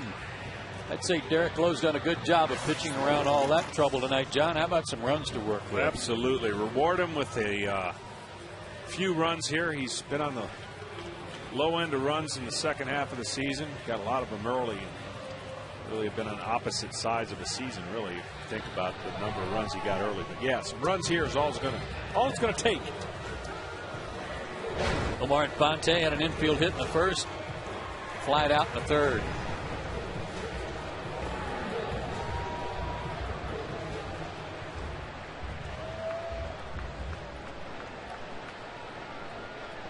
Derek's still in the dugout. Looks like he's going to stay in the game. As Lilly starts Infante with a strike. Braves do have some action in their bullpen, and Johnny Venners begins to loosen up.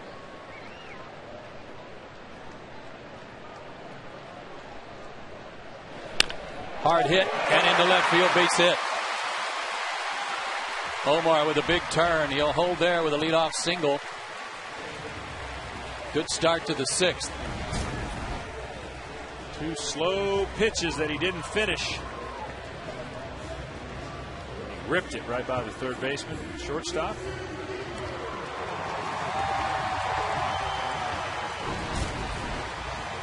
Omar through July 3rd hit .311. Really a good average. Then he made the All-Star team, and since then hitting .367 coming into play tonight. And he has 2 hits tonight. Here's Hayward, who singled sharply his last time up, and he's showing bunt and takes high.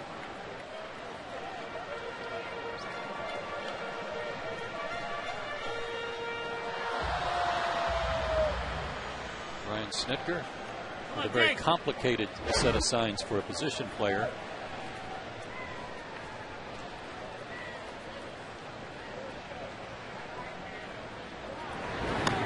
I got chewed out tonight in the clubhouse by Tommy Hansen, who said he had a bone to pick with me. As he should have.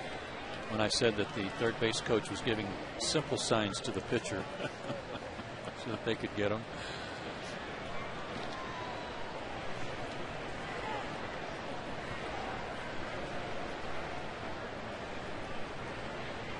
You know, the actual truth, Snit will back this up.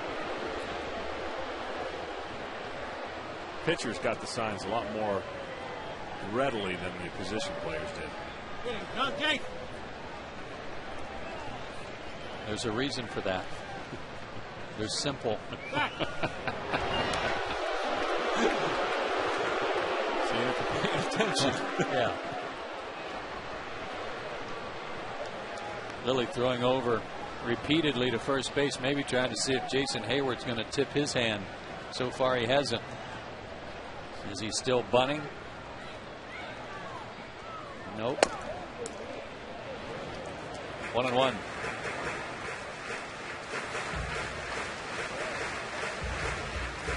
Braves had their first 2 runners on in the 4th. A single by Hayward, a walk to Gonzalez. But then Lilly struck out Gloss. Got McCann to ground out and got Diaz to fly out. Big swing and a miss, 1-2. Braves are 0 for their last 20 with men on base.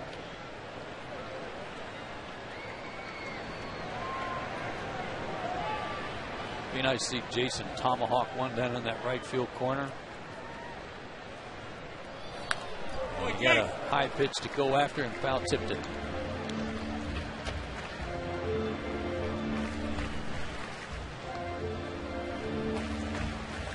Got him chase up. See if he can get him to chase down. Throw something breaking away from Jason.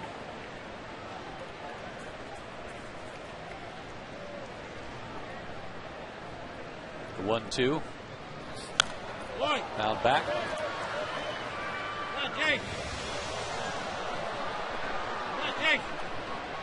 You just wonder how the lineup is going to be constructed when Martin does come back, John, and whether or not Jason stays in that 2 spot or if he gets moved down in the order some. A lot of it might depend on how Martin's finger feels when he's swinging. He said after batting practice yesterday they were still a little sore. I imagine it's going to be. Yeah. Like you said, he's going to have to find a way to get uncomfortable and be used to being uncomfortable, because not every swing is going to feel good. Another 1-2 pitch. Line to center. Kemp got a late start, but he's there for the catch. That ball stayed up a little bit. Hard hit, but right at Kemp, 1 out. Here's the pitch that didn't break at all. Jason stays on it. The good and the bad of being able to stay on and have a lot of carry to your bat. There's going to be days where that goes over the outfielder's head, and there's going to be days where that ball stays up just a little bit longer for the outfielder to catch it. But encouraging sign right there, I think, to be able to stay on that pitch and drive it. Come on, God. Infante's still at first, 1 out. Gonzalez walked his last time up. He's 0 for 1. And that's a strike 1 call. Got a guy here that's hit 20 homers this year. And do you run the risk of taking the bat out of his hands for a hit and run? And maybe put a runner at third base with 1 out for Troy Gloss? See how Bobby plays it. Boy. Come on, Gonzo.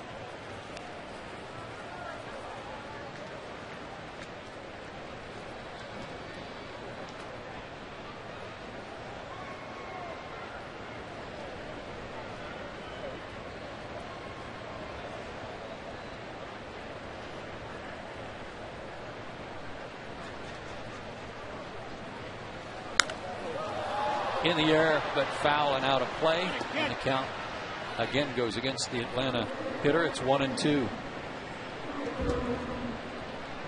I've never faced Ted Lilly before, but guys like this used to just aggravate the heck out of me, because one of those so-called comfortable 0 for 4s, you get pitches to hit and you miss them or foul them off. And I just contribute that because he doesn't stay in one area. It looks inviting. If you see it all over the place, you go after the one that looks inviting. That's hit hard to left. Posednik jumps, and did he make the catch? He did. Infante was around second. He'll have to retouch and hustle back. What a catch by Posednik. I lost sight of the baseball in that auxiliary scoreboard out there, but he must have timed his leap perfectly. He did. This is a great play. Left-hander going towards the outfield wall. He jumps and catches it. Has it stop his momentum to turn around and try and get the ball back to the infield. Heads up running play by Omar to get all the way back to first and keep the inning alive for Troy Gloss. What a play.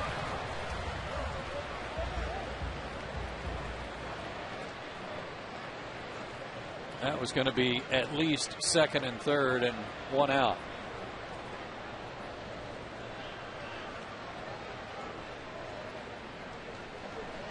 Big slow curve, misses, ball 1.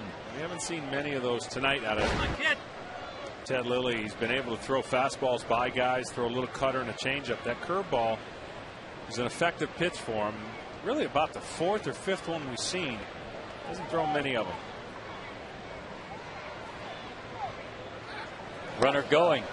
Pitches the ball, the throw down. Not in time. Omar has his 5th stolen base of the year.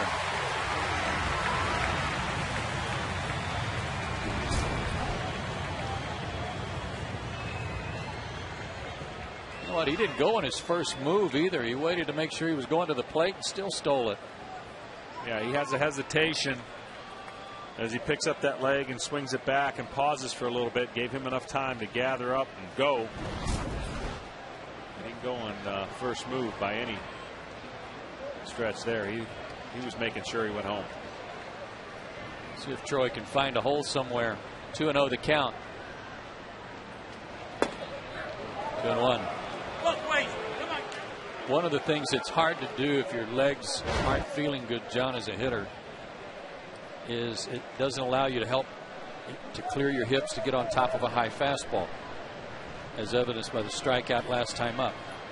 It is a lot easier to hit a low fastball like he hit when he hit the home run in Houston, because all you got to do is drop the head of the bat down there. Pitchers know that. Scouting reports are out. I mean, everything is known, and you know everything that a hitter's going through, from physical to mental to, you know, hot at the plate, and you pitch to those areas.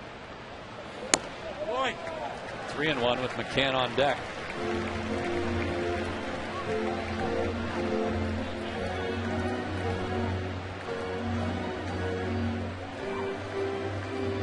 Not only are the Braves hitless with runners on base, they're 0 for 10 with men in scoring position.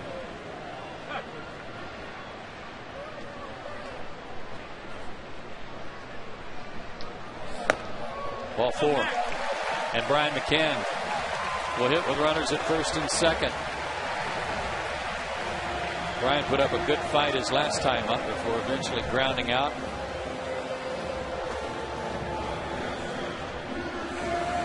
Second walk issued by Lilly.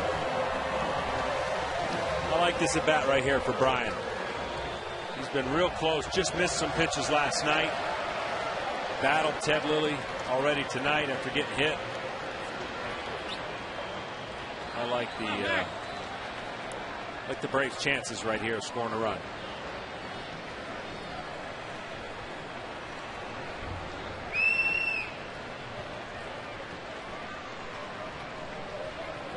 Hit by the pitch in the second, grounded out in the fourth.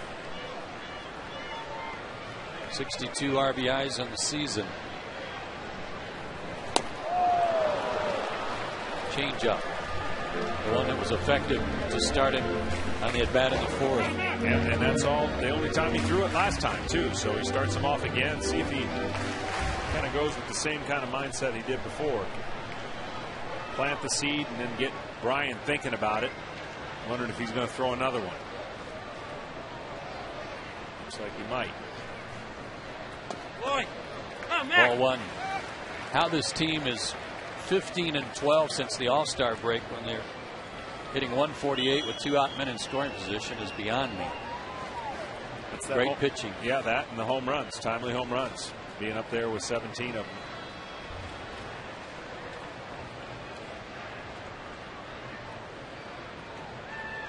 One and one to McCann. 2-1. Lilly mad at himself. You could hear him yell out when he missed badly there. The teams the Braves have seen lately, and Houston was one of them, like to put on a shift for McCann, where the second baseman's playing very deep and out in shallow right field, actually, and the shortstop's either up the middle or close to it. Well, the Dodgers are not doing that. Terrio's still on the infield dirt, but there's a lot of room between him and the second base bag. If there's anybody that shifted over at all, it is Casey Blake, the third baseman, who's well off the line. Broken bat pop. Terrio has it. And Lilly pitches around a leadoff single again. Braves still looking for their first hit with a man on base. We played 6.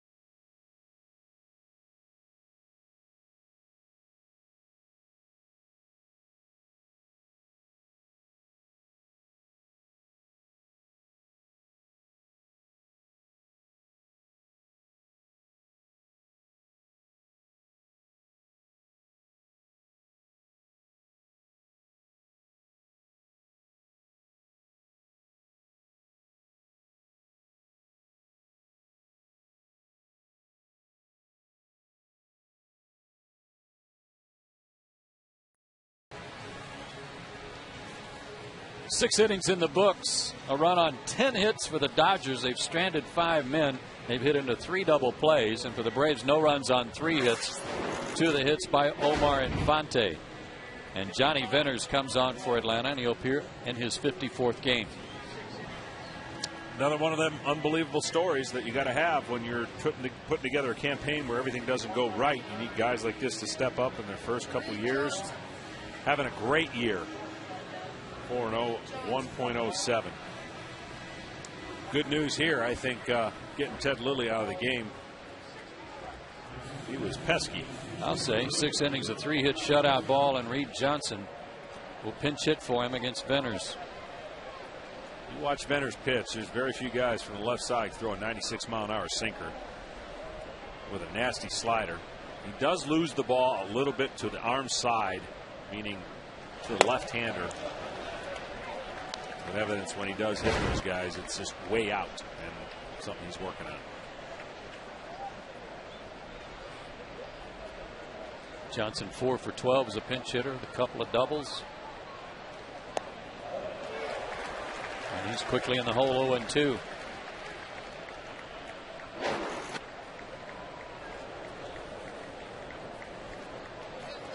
That's Kenley Jansen. Looks like he'll work the 7th.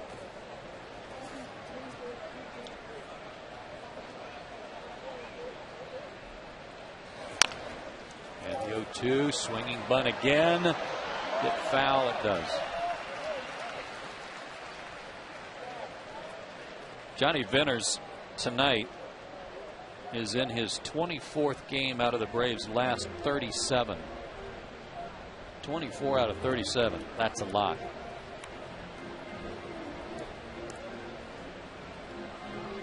He's had a few days off, though, since his last outing against the Astros. 2 days off.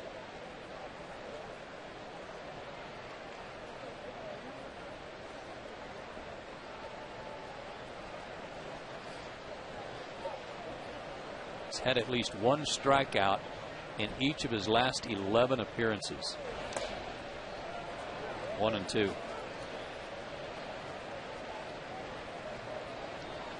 That's a sick statistic that we just were handed. 0 for 30 with a 1-2 count. Basically saying, go sit down. Now. Good call. And that looked like his slider. And he struck out at least 1 in each of his last 12 outings. Derek Lowe, 6 innings, gave up 10 hits, but only 1 run. 1 walk, and that was intentional. Struck out 4. And really was at his best tonight when he was in trouble. Posednik decided to try and bunt, but even he came up empty on that wave. 0-1. 3 double plays turned behind Derek tonight in the 3rd, 4th, and 5th innings. Up the middle. And Posednik does it again. Last night he had a base hit off Billy Wagner, when Wagner hasn't been giving up anything to lefties. You know, the Dodgers were 3.5 when they got him. 6 or 7 out when they made all the other moves. I thought very aggressively they felt that they were in not only the division, could make a run for the title and the wild card. And really they've lost 4 games in the standings since making all those moves. And then, of course, Furcal going down and Ramirez not coming back. So give them credit for trying to put together a late run. It just has gone the wrong way for them. Their bullpens caved in on them. Broxton's had some bad outings. They did get Octavio Dotel from the Pirates, but haven't used him much. Joe Torre, their manager, 14 straight years he's been to the postseason. Jeopardy this year.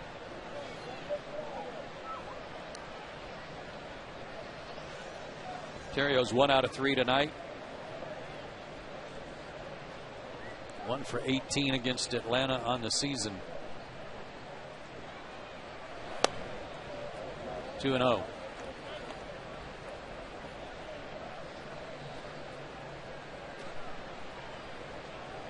They're in the 8th now in New York. Phillies still shutting out New York 4-0. Reds leading the Marlins 4-3 in the bottom of the 6th at Great American Ballpark.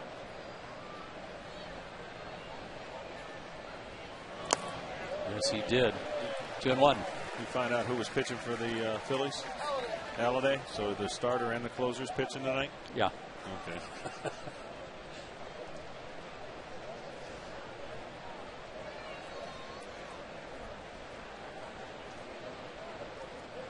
When you talk about strike percentage, he literally throws strikes. I mean, they're in the zone, and that's how good he is, being able to throw that many pitches with strikes.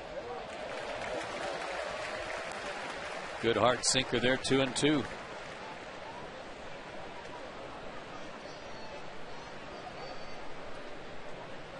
I think this guy should just, instead of going by his name of Terrio in the way it's pronounced, just be Ryan the Riot. Yeah.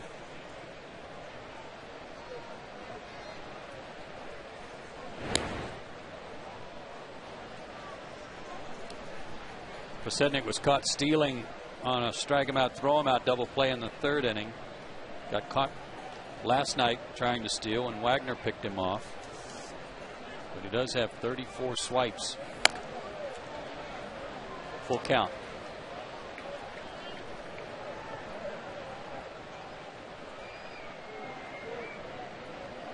Might have a chance for another strike him out, throw him out here. Might be a good idea to try to hold him close, but he gets a big lead. Not going. Lined in the right center. That's going to get down for a hit. And Pasednik will go to 3rd. 1st and 3rd, one out. A little soft line drive off the end of the bat. And Venners is in trouble here. 1st and 3rd, one out for Ethier. Doesn't try to do too much. Doesn't matter what the count is. He's just trying to get singles, hit the ball the other way, be a pest. And 2 hits tonight. Now Braves in another situation where you have a game like this where you constantly have stressful innings. It usually doesn't work to your advantage. But if they can keep getting out of it and be within striking distance, they've proven they've found ways to win a game when it doesn't look good throughout the whole game. 12 hits for LA. Only 1 run so far. Meat of their order up there now. Ethier taking a strike.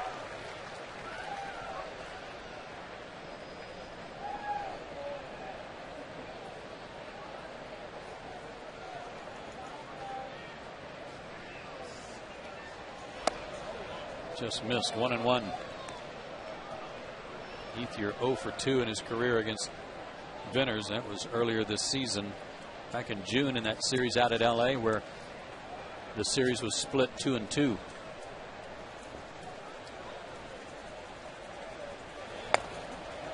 Two and one.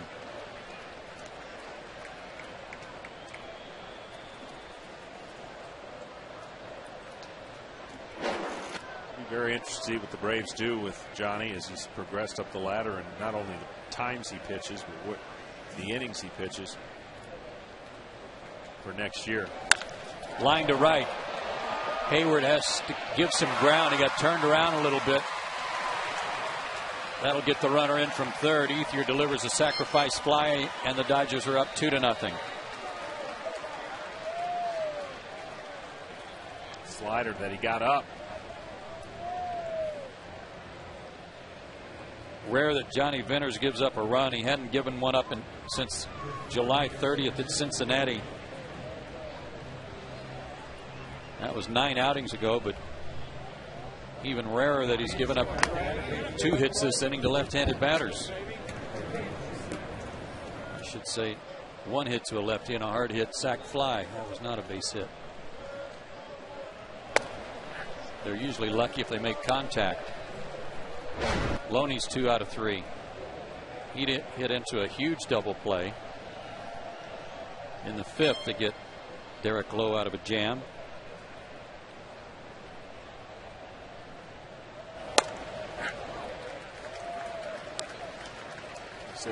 said the statistic earlier last time he pitched. Number 4 hitters only batting .097. No RBIs. I can't believe that statistic as well. But what I can believe is that a 1-2 count produces a see you later. How about another one here?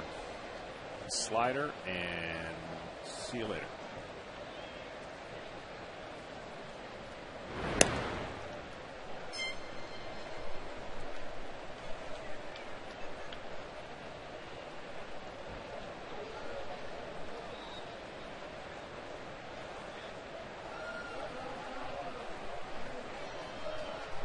The 1-2 got him with a good sinker, but the Dodgers add to their lead.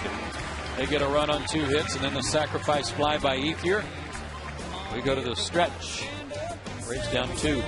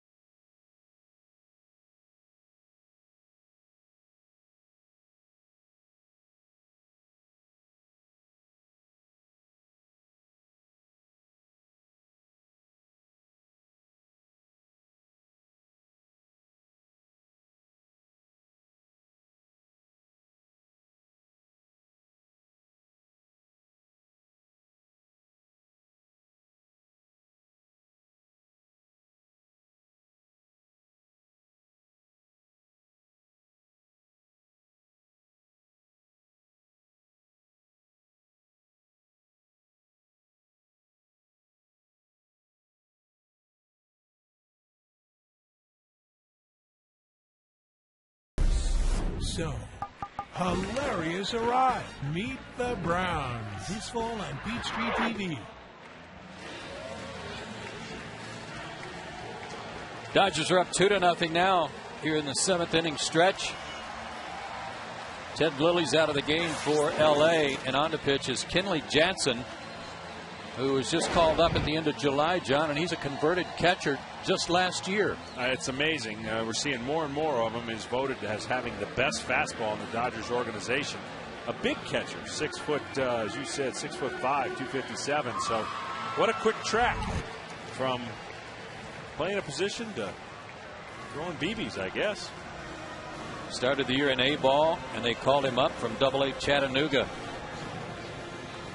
He was 4-0 in Double-A with 8 saves and a 1.67 ERA.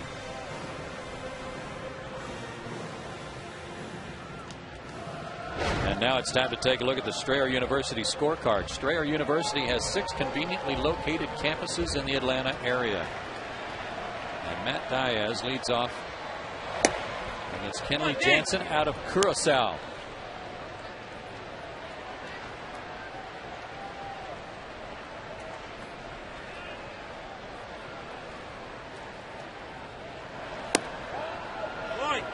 .94 make it on that fastball.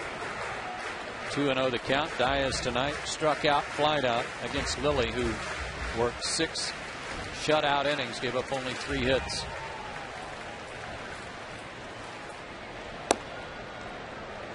Two and one. Since he's been called up, this guy, hitters are only hitting .192 against him, 5 for 26.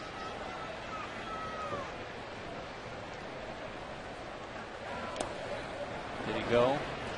Nope. 3-1. Pretty easy delivery. Comes at you. I'm just waiting to see what kind of secondary pitch he has. I'm sure he doesn't have a thirdary pitch being a catcher, so.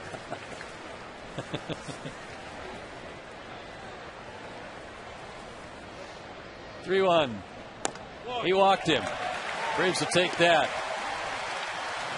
A leadoff walk in the 7th.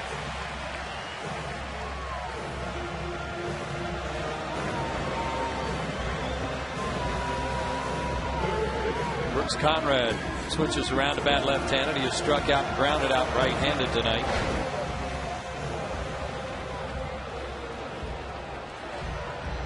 Third walk for Jansen in his 7 1/3 innings of work in the big leagues.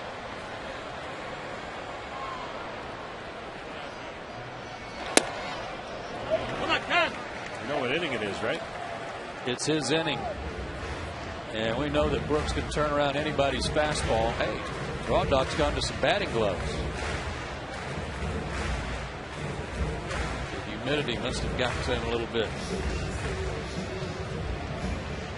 You know, I was having some trouble the other day. I told my wife. One day I think I'm a TP. Next day I think I'm a wigwam. Then I'm a TP. Then I'm a wigwam. And I don't know what's going on. She said, well, you're 2 tenths.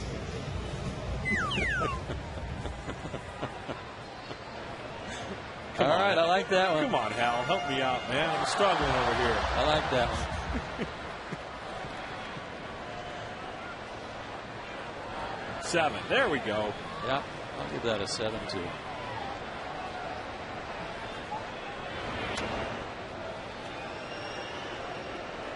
Brooks Conrad stands right on top of the plate, invites you to pitch him inside when he's hitting left-handed. And all 7 of his homers have been in this inning or later. Boy. 1-1.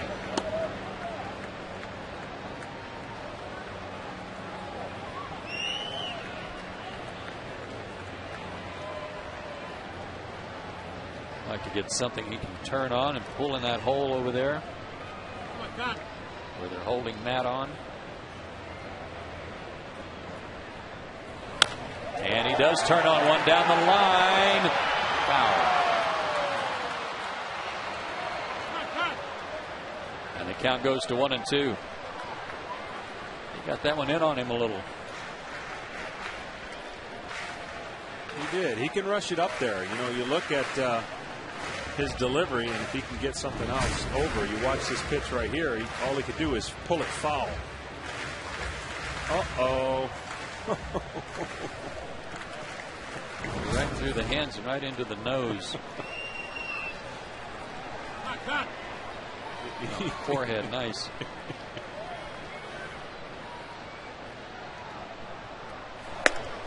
No, he didn't. 2-2. I can see why he's made a fast track to the that ball's on the hitter quick.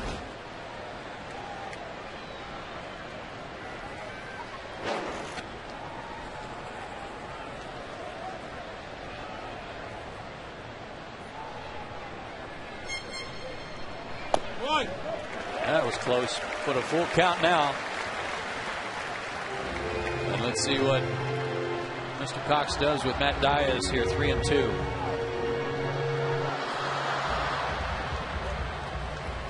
Dodgers got an extra run here in the top of the 7th. They lead it 2-0.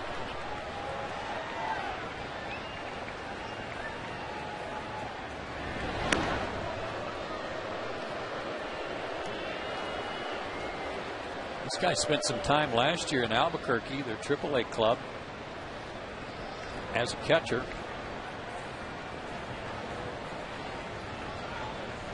Before they made the switch.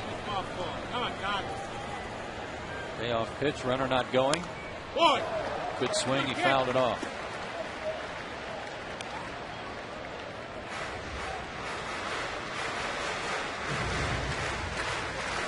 We go to the 9th in New York. Phillies still shutting out the Mets 4-0.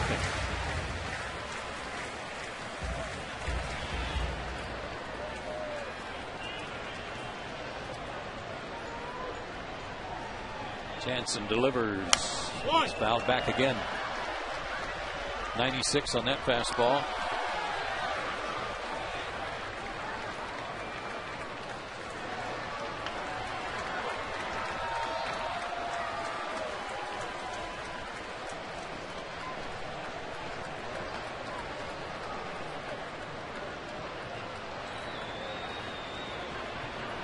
Another payoff pitch due to Brooks. Struck him out. Not too many people have been able to get him out in there, but at 96 miles an hour, Jansen just did.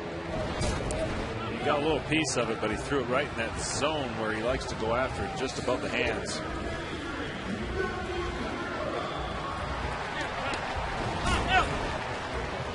Tell you what, he has a special arm.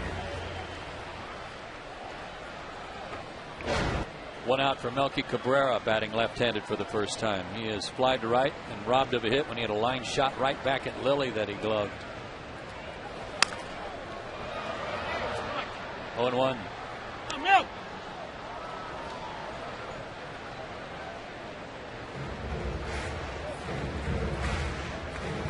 One thing you don't want to do here is overswing against a guy like this because you don't have time to gear up.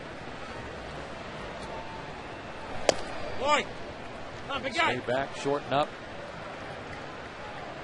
Put a good swing on him. Eric Kinski's out on deck. He would hit for Venners.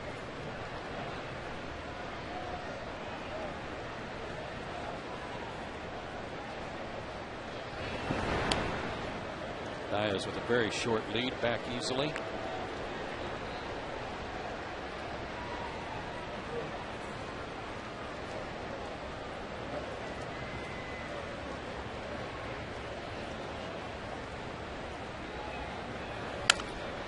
Out of play. I mean, think about it. He played for the Team Netherlands in 2009 World Baseball Classic, going 1 for 13. And here we are, he's pitching in a 7th inning. A little over a year later. It's a pretty good jump. Yep. Say he's adapted well. Melky down the line, fair, headed for the corner.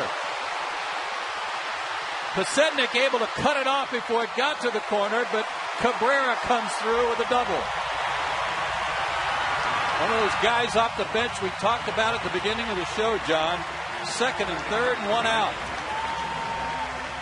There's really not much you can do here. The ball absolutely beats him. He just makes contact. You can see him look like what happened, and it shot it down the line like a right-handed pull hitter. The ball did carry him nicely from Pasetnik. Braves got some action, if nothing else, trying to get this 1 run back. 2 runs would be nice. Get Derek Lowe off the hook.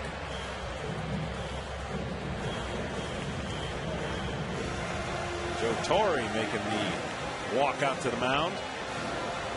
Going to make the change.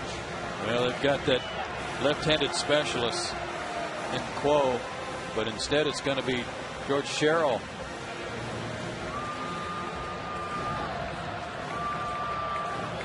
This call with the bullpen is brought to you by AT&T. Rethink possible. Braves have the tying runs in scoring position. We'll be right back.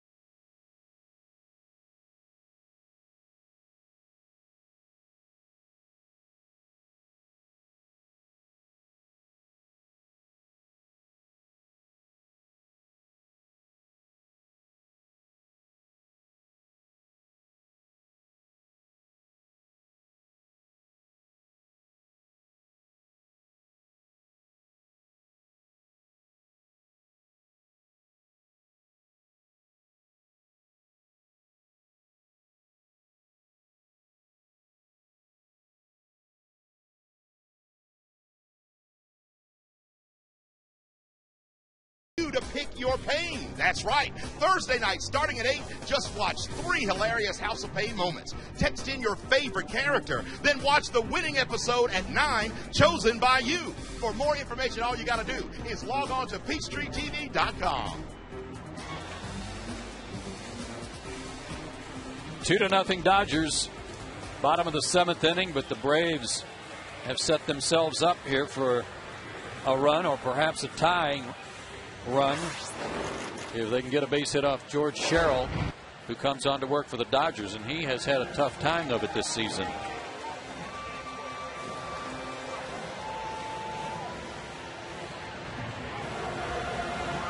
.683 ERA.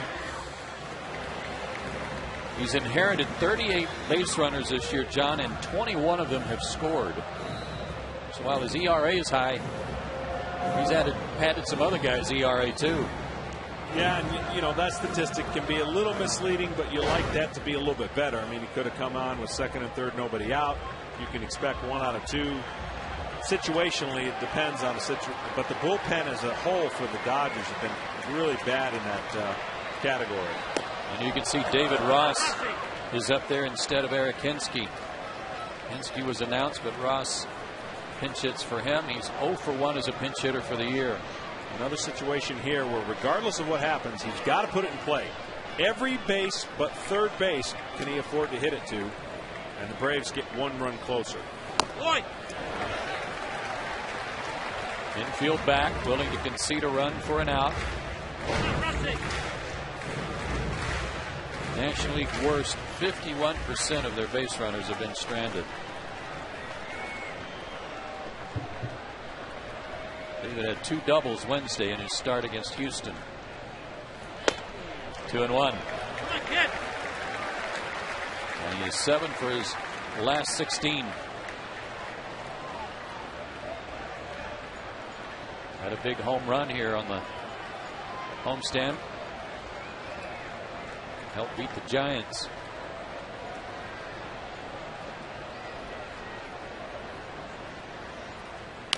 Curveball tapped toward short. That'll get a run in.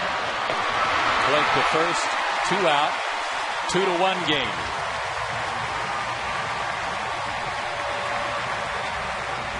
Ross gets an RBI.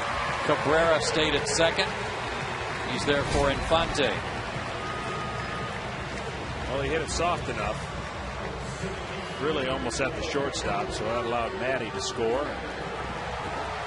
Braves are 2 outs away, as it looks like we're going to make another change from tying the 1 out, 1 hit away from tying the game.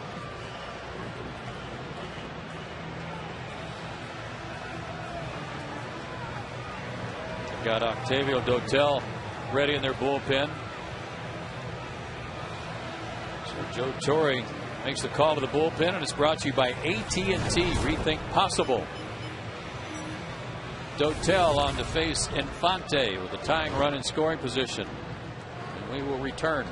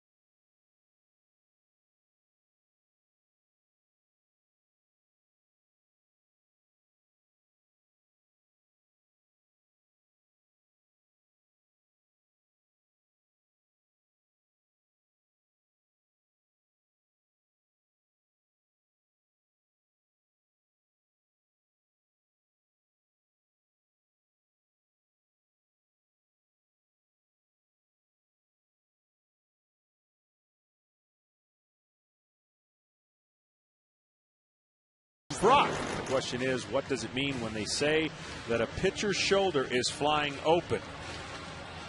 Well, the biggest thing is we talked about Derek Lowe and his front shoulder being very important, and what it means is you've got to be able to use it as your sight, and it's got to stay right there, and it can't go this way, or as if I'm looking in it can't fly open to be able to throw a pitch. So as you're staying quiet to the plate, this pitch is delivered with a quiet shoulder, and then he delivers it with the ball. And so flying open means you're just spinning out to try and throw a pitch hard. It doesn't work. It's kind of like when you're hitting and you fly open, not a lot of good things are going to happen. So Got to keep your shoulders kind of lined up at the plate, almost like a target. I think I've heard you say that before, like a sight. Pitching's all about being quiet in a box, like an imaginary box. When your lead arm with your glove goes to throw, you don't violently throw it back down to your side. You kind of keep it there. Greg Maddux did it better than anybody, so that when you deliver a pitch and you land, you're ready to field your position as well. Octavio Dotel faces Omar Infante for the first time ever. Sinker slider guy throws hard. He's in his 5th game with the Dodgers and has given up a couple of runs in 3 1/3 innings. Had 21 saves for the Pirates. Spent some time with the Braves too. 2-0.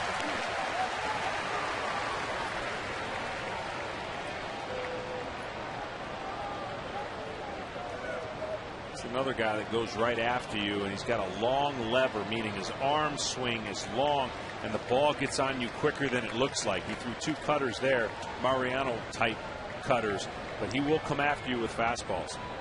Goes across his body big time too. 2-1.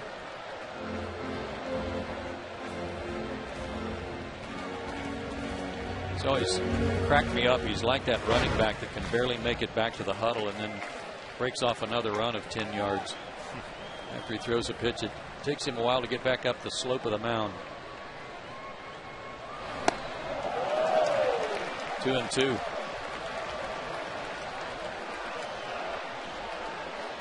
That was a cutter and a good one.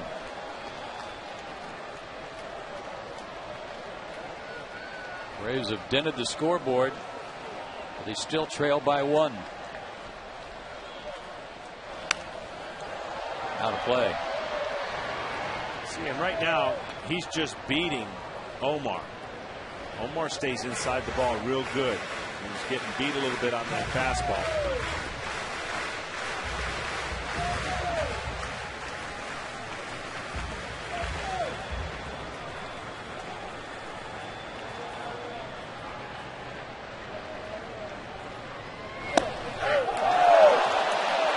No argument from Infante.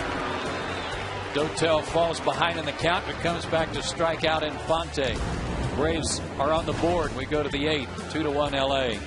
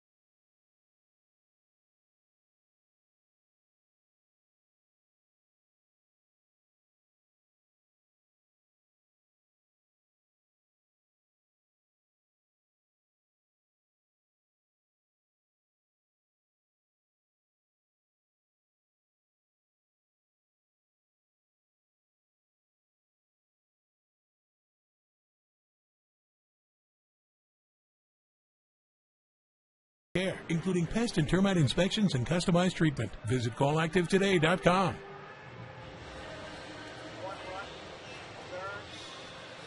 Seven innings down. 2-1 Dodgers. They've out-hit the Braves slightly tonight, but still only a 1-run game. And Kyle Farnsworth on to pitch for Atlanta, his 5th game as a Brave. And those numbers with the Braves really skewed because of some awful luck in that game at Houston where the Braves were throwing the ball around the ballpark like the Keystone Cops. And all the runs that scored were charged to him and earned. How, I don't know. And he'll face Casey Blake, Matt Kemp, and Jamie Carroll for the Dodgers.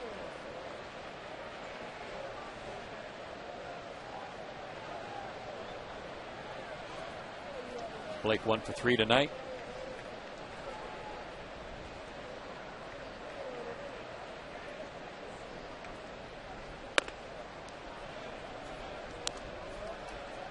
One and 0 to Casey.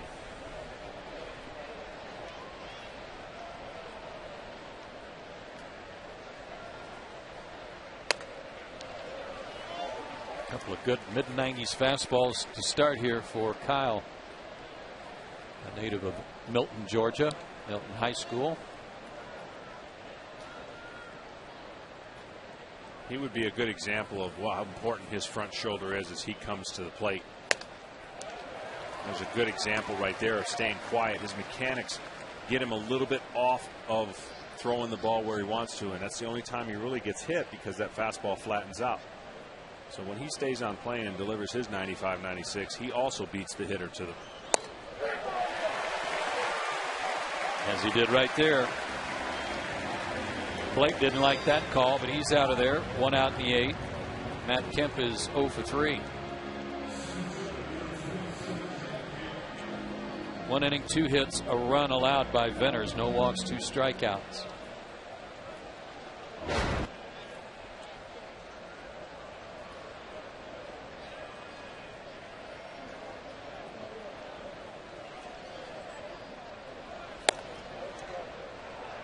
Slider missed. 1 and 0.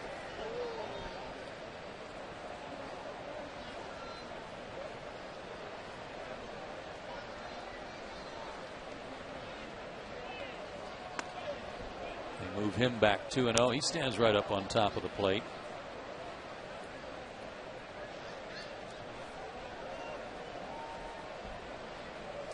There was a time there.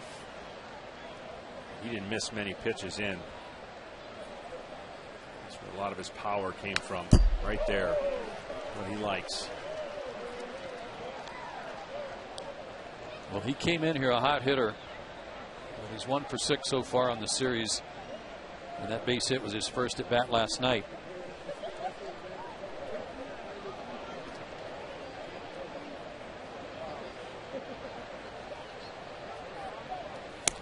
Three and 1.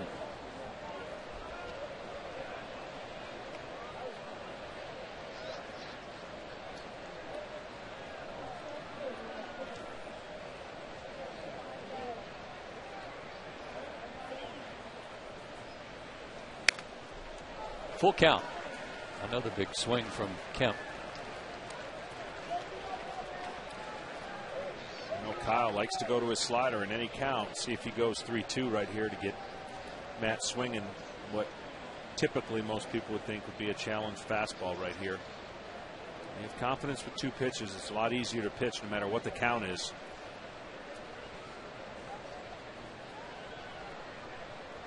And he did. He went for the slider and got it. Boy, that was perfect, too. Just perfect. Frozen.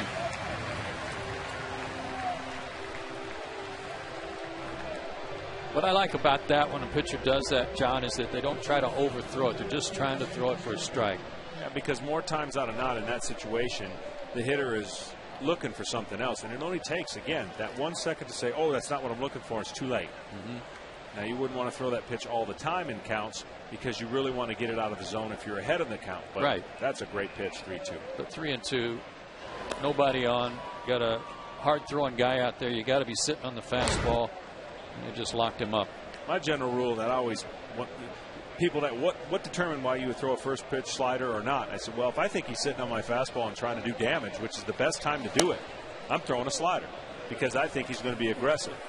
What used to kind of tick me off is if he just took it, because I'm not trying to throw that pitch for a strike. I want it out of the zone. Now 3-2, I want to creep it more and make it look more like a strike pitch.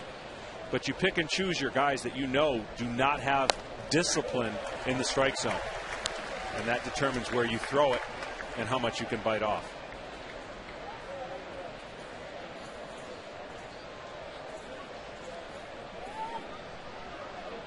Jamie Carroll's had a good night. 2 for 3, a stolen base. He also caused a balk.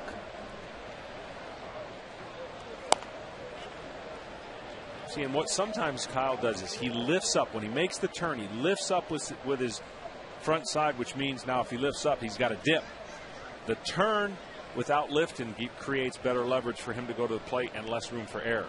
So when you see him turn and he stays level, he's going to deliver that pitch. But when he tries to create any kind of tilt the wrong way, he's got to overcome it with his arm, and it just takes it enough off plane. Does that occur from his legs, trying to drive too hard with his legs? Yeah, I think it's, he's a big guy that has a lot of moving things, and he's strong. In the air to right. Hayward wants it. And a very good 1-2-3 inning for Kyle Farnsworth. 2 strikeouts and a weak fly ball. We go to the bottom of the 8th. Heart of the order for Atlanta. Hayward, Gonzalez, and Gloss.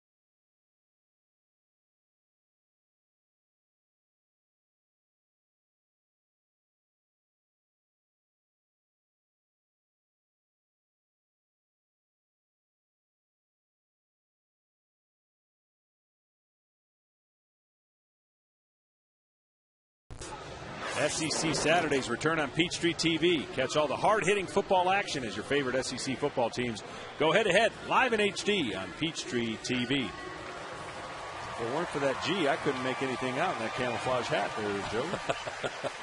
Hard to see. Dotel stays in the game, and he'll work to Jason Hayward, who jumps on the first pitch, and sends Terry Pendleton heading for the hills.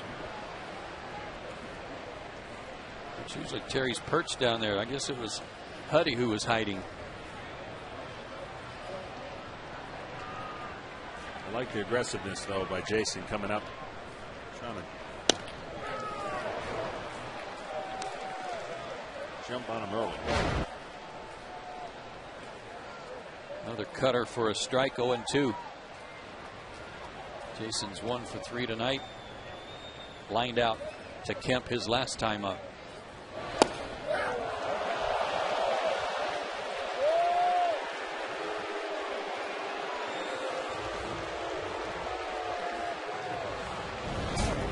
Let's see. Yeah, very good pitch right here.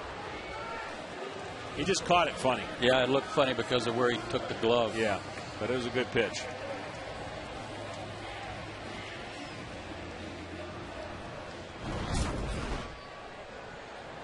One out for Gonzalez. 0 for 2 of the walk. He was robbed of extra bases by Posednik his last time up. Had a good hack at that. You know, from a timing standpoint, from a hitter, he lulls you to sleep with that long arm movement. You just got to get ready a lot sooner, because the ball's rushing up there.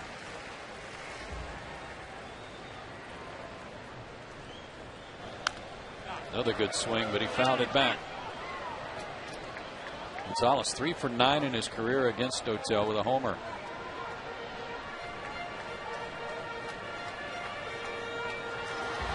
Troy Gloss on deck, 1 for 2 with a homer against him.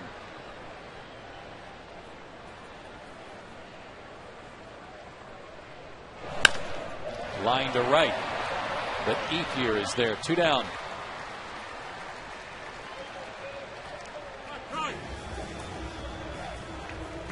Troy's 0 for 2 with a walk.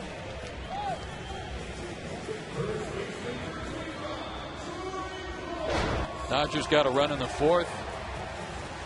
First run scoring on a double play hit into by Matt Kemp. And they added a big run in the 7th with 1 out. A couple of hits by Posednik and Terrio, and then a sacrifice fly by Ethier. And then the Braves countered with their run in the 7th. With David Ross plating a run on an infield out. Pinch hitting.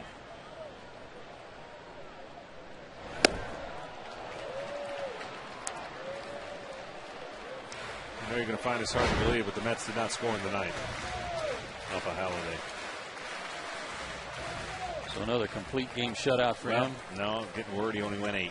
Oh, must have been. Got his 15th win though. Dock his pay. To short. Jamie Carroll is sure-handed and throws him out. The Braves go in order in the 8th. We head to the 9th here in Atlanta. Braves still down a run.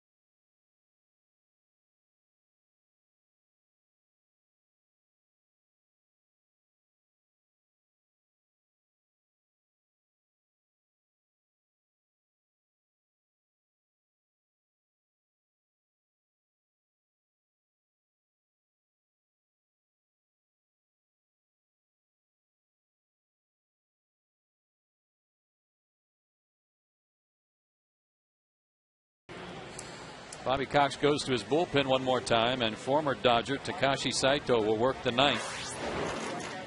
Guy who had 3 really good years for the Dodgers, John. Consecutive seasons of 24 saves, 39 saves, and 18 saves. Yep.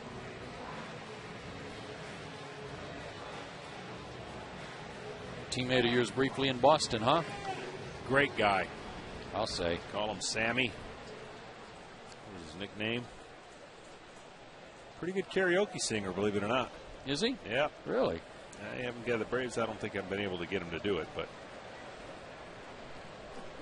We'll face A.J. Ellis leading off the 9th.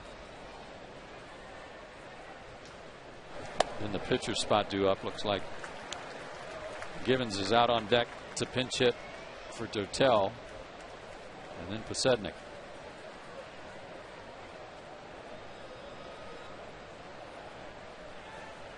Ellis is 0 for 3 tonight. 3 ground outs to the left side.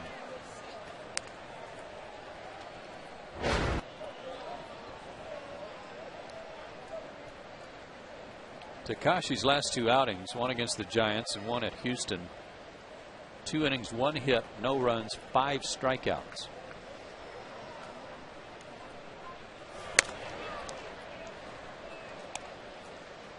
Two balls and a strike. 2 runs, 12 hits for LA. 1 run, 4 hits for the Braves.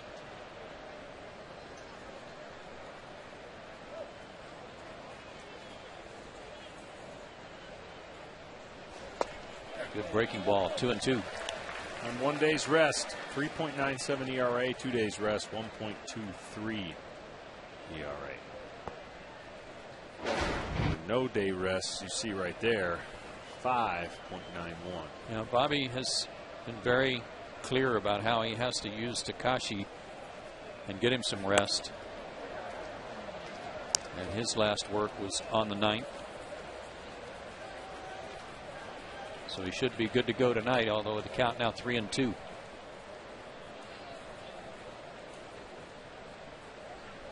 I found out I wasn't real good when I had 16 days of rest. Really? That didn't happen too often, though, did it? No, but there was a spell where it did happen. Struck him out. Good breaking ball there. Farnsworth struck out 2 of the 3 he faced, and Saito with a strikeout. And Jay Gibbons will pinch hit for Dotel. That's the toughest part about the bullpen. You think the game's, well, in this case, the Braves have played a ton of close games, so that stretch is not going to happen 4 or 5 days. But you can go quite some time without a save opportunity or just the opportunity to get in what you feel is the familiar situation.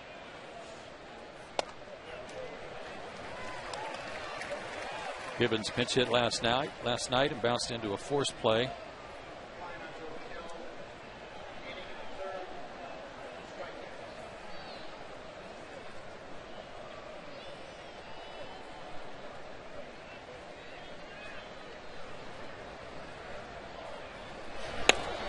Backdoor breaking ball missed.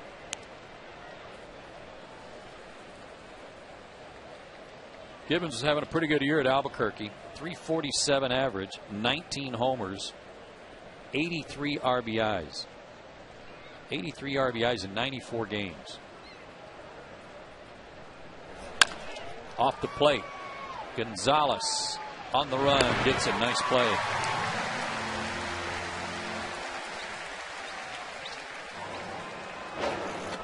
Well, we found out last night that Jonathan Broxton had been demoted as the closer for the Dodgers, John, and here's Quo, who's loosening up. Looks like he'll try to finish. He's having a good year. Hey, did you ever play in Albuquerque? Yes. Does the ball really jump? Yes. So a lot of those numbers I've always heard are a little inflated from the home run standpoint because asking me if I've ever played in Albuquerque is like me asking you if you've ever played golf.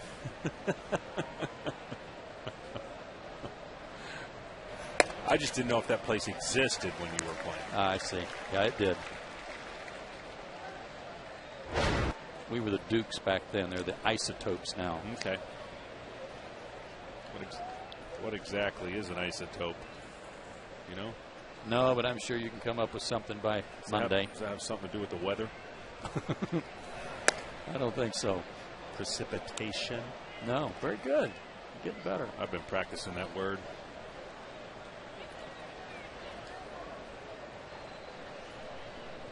Posednik's been a tough man to retire in this series. 5 hits already in 2 games. 3 tonight.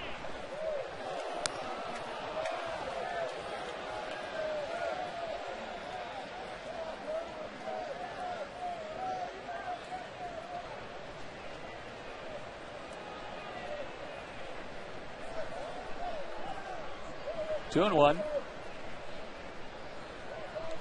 2 out in the ninth. Good fastball. 2-2. Looking ahead to the bottom of the ninth, the Braves have Brian McCann, Matt Diaz, and Brooks Conrad due up. It's all coming back to me now, Joe. Oh, yeah. Atoms of the same element can have different numbers of neutrons. The different possible versions of each element are called isotopes. I knew it would come back. Well done. That one fouled off McCann, and the count remains 2-2.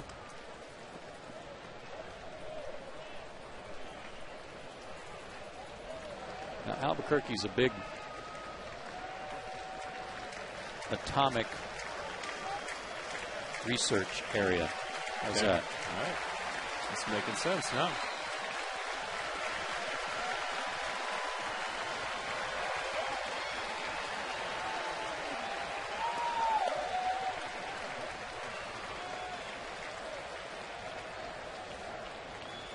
Two and two.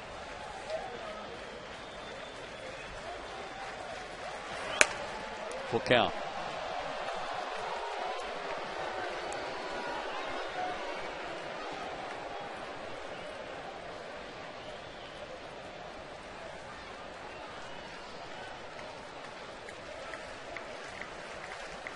Don't want to walk this guy because you know he'll try to steal. And he chases a high one. Might have been ball 4. Good work by Saito. Farnsworth fans 2 out of 3. Saito 2 out of 3. Bottom of the ninth, last call.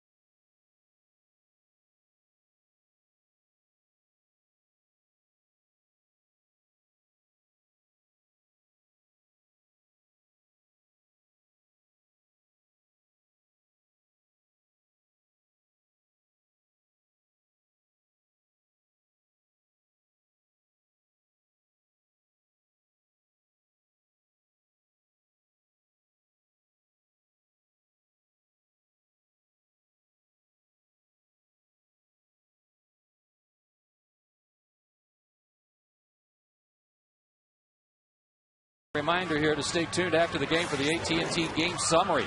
AT&T, rethink possible. Possible is what you got to think now. Find a way. Hey, Braves have not had a hit with a runner on base in this series yet. They're 0 for with runners in scoring position. I stand corrected. Mr. Galima just reminded me that Melky got a base hit last inning, a double with a runner on. That's the first one. And here's a tough left-hander, Hong Chi Kuo. 0.90 ERA, John, and left-handers just 3 for 44 against him on the year. They're all singles.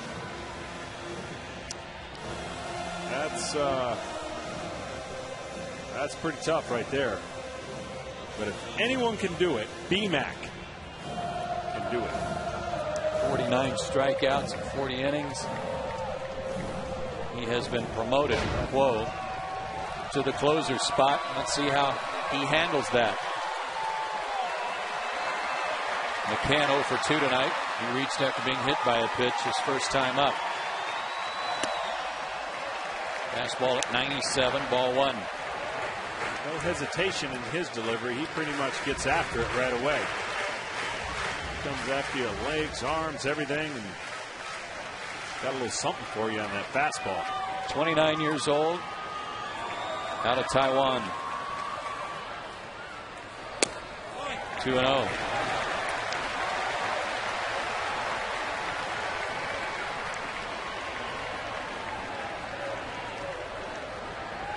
I read today that he's had 7 different arm surgeries. 2-0. Now back. And that's going to reach the seats.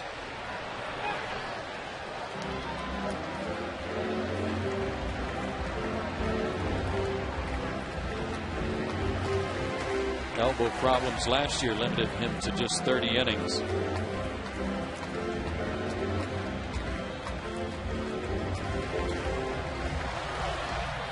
But find a way. Braves have been doing a good job of that. Get somebody on, get him over, get him in. Heads up. That's one of the longest ones I've seen in a while. 2-2 the count.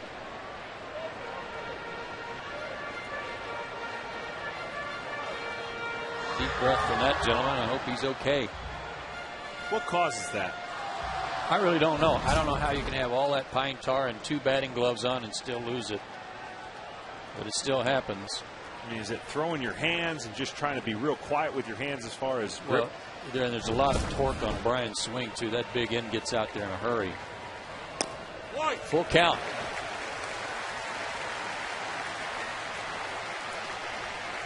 And he has not walked a leadoff man all season. 3-2. A little different role here tonight, though, John. Closer. Yep. A little more anxious. Not the setup guy. 3-2. Good swing by Brian. 97 on that fastball. Tell you what, I don't know if Brian's the guy you can do it, but he would mess up everybody if he threw a slider or whatever he has for his other pitch here. 3-2. Take a lot of guts to do it, but that you thinking the hitter is going to go out there and get your fastball.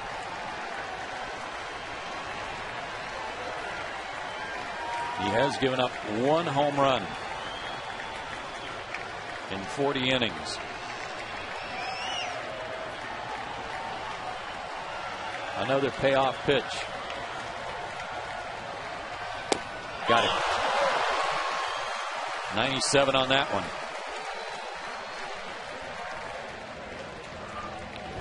Just came with his Sunday best. Yeah, that's going to be tough right there for any left-hander. I know Brian's upset, but maybe a touch outside. It sure looks good when it leaves his hand.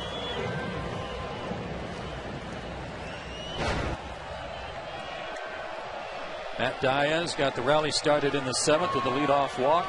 Scored the Braves' only run of the night. He's 0 for 2 otherwise. Come on, Nate, come on. Didn't go. 1-0.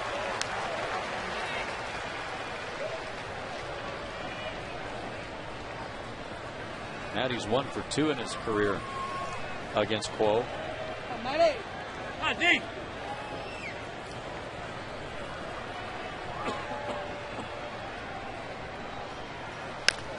Out of play.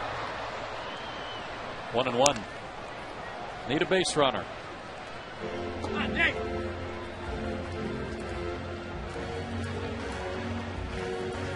Braves still have Rick Ankiel on their bench.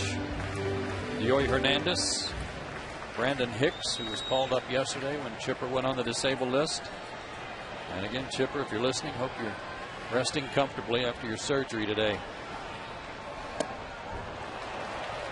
What was that? That's just a fastball again that is just beating the hitters. I don't know if he throws a 2-seamer. If he does, that was one of them. I mean, it was 95, but it almost looked like he took something off of it, or it had some late movement on it. Diaz in the hole, 1-2.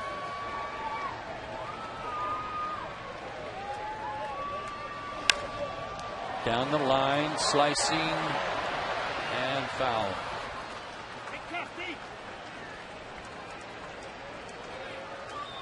I don't know how many people actually turn on this guy and pull him, but I don't think I would be playing off the line too far if I were James Loney at first base, but he is. Casey Blake's guarding the line at third, but even right-handers you'd figure to have a little trouble getting around on him, especially with the count 1-2.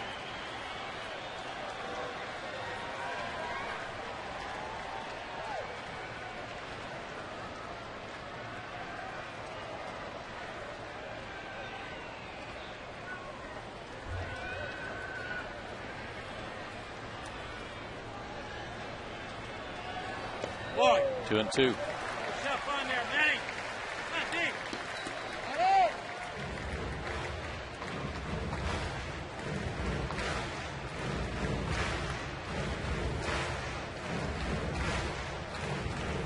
This guy's even tougher at Dodger Stadium. He's worked right at 20 innings and hasn't given up a run.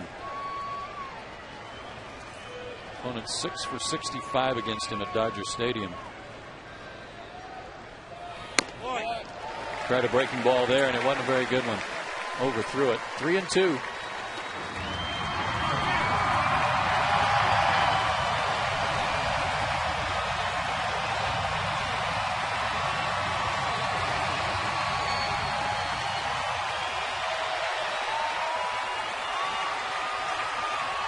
Braves down a run in the ninth.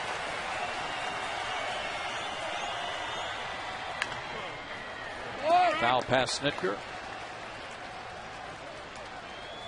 19 wins in their last at bats. That leads the NL. This one will be a very sweet one. 12 hits the Dodgers have gotten and only 2 runs. The game the Braves could win. Just need to get somebody on base, see what happens here. Put some pressure on this guy. The 3-2. 2 out. Dotel went an inning and a third, and he struck out 2. And Quo has fanned the first 2 he's faced. And Brooks Conrad, the last hope for Atlanta. And you know what he's done late in ball games. Needs some more heroics here.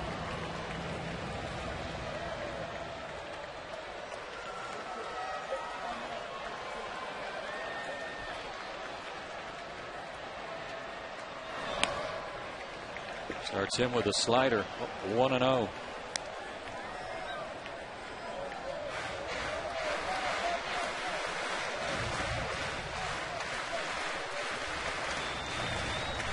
.6'2", 240 pounds.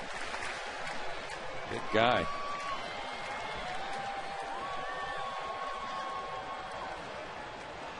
The 1-0 to Brooks. Good cut. 1-1.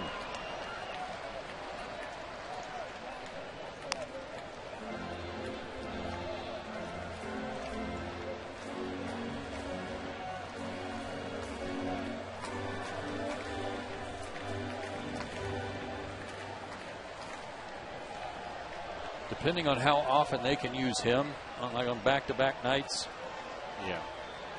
I think it'd be hard to move him out of this spot if he continues to be successful. Slider for a strike. Best slider he's thrown. 1-2. Like I said, I'm confused, not having watched the Dodgers much, but I'm impressed with their bullpen, even though it hasn't been.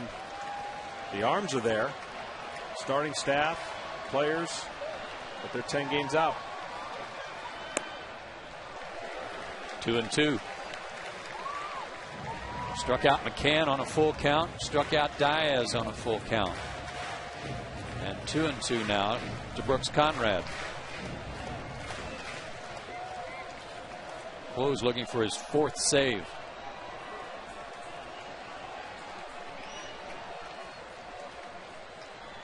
The 2-2. To center, but not very deep, and Matt Kemp is there, and the ball game is over. And the Dodgers make 2 runs work for them tonight, and they beat the Braves 2-1, and even the series at a game apiece. Atlanta's lead in the East is down to 2 games, and the season series between these 2 teams is even at 3 games apiece.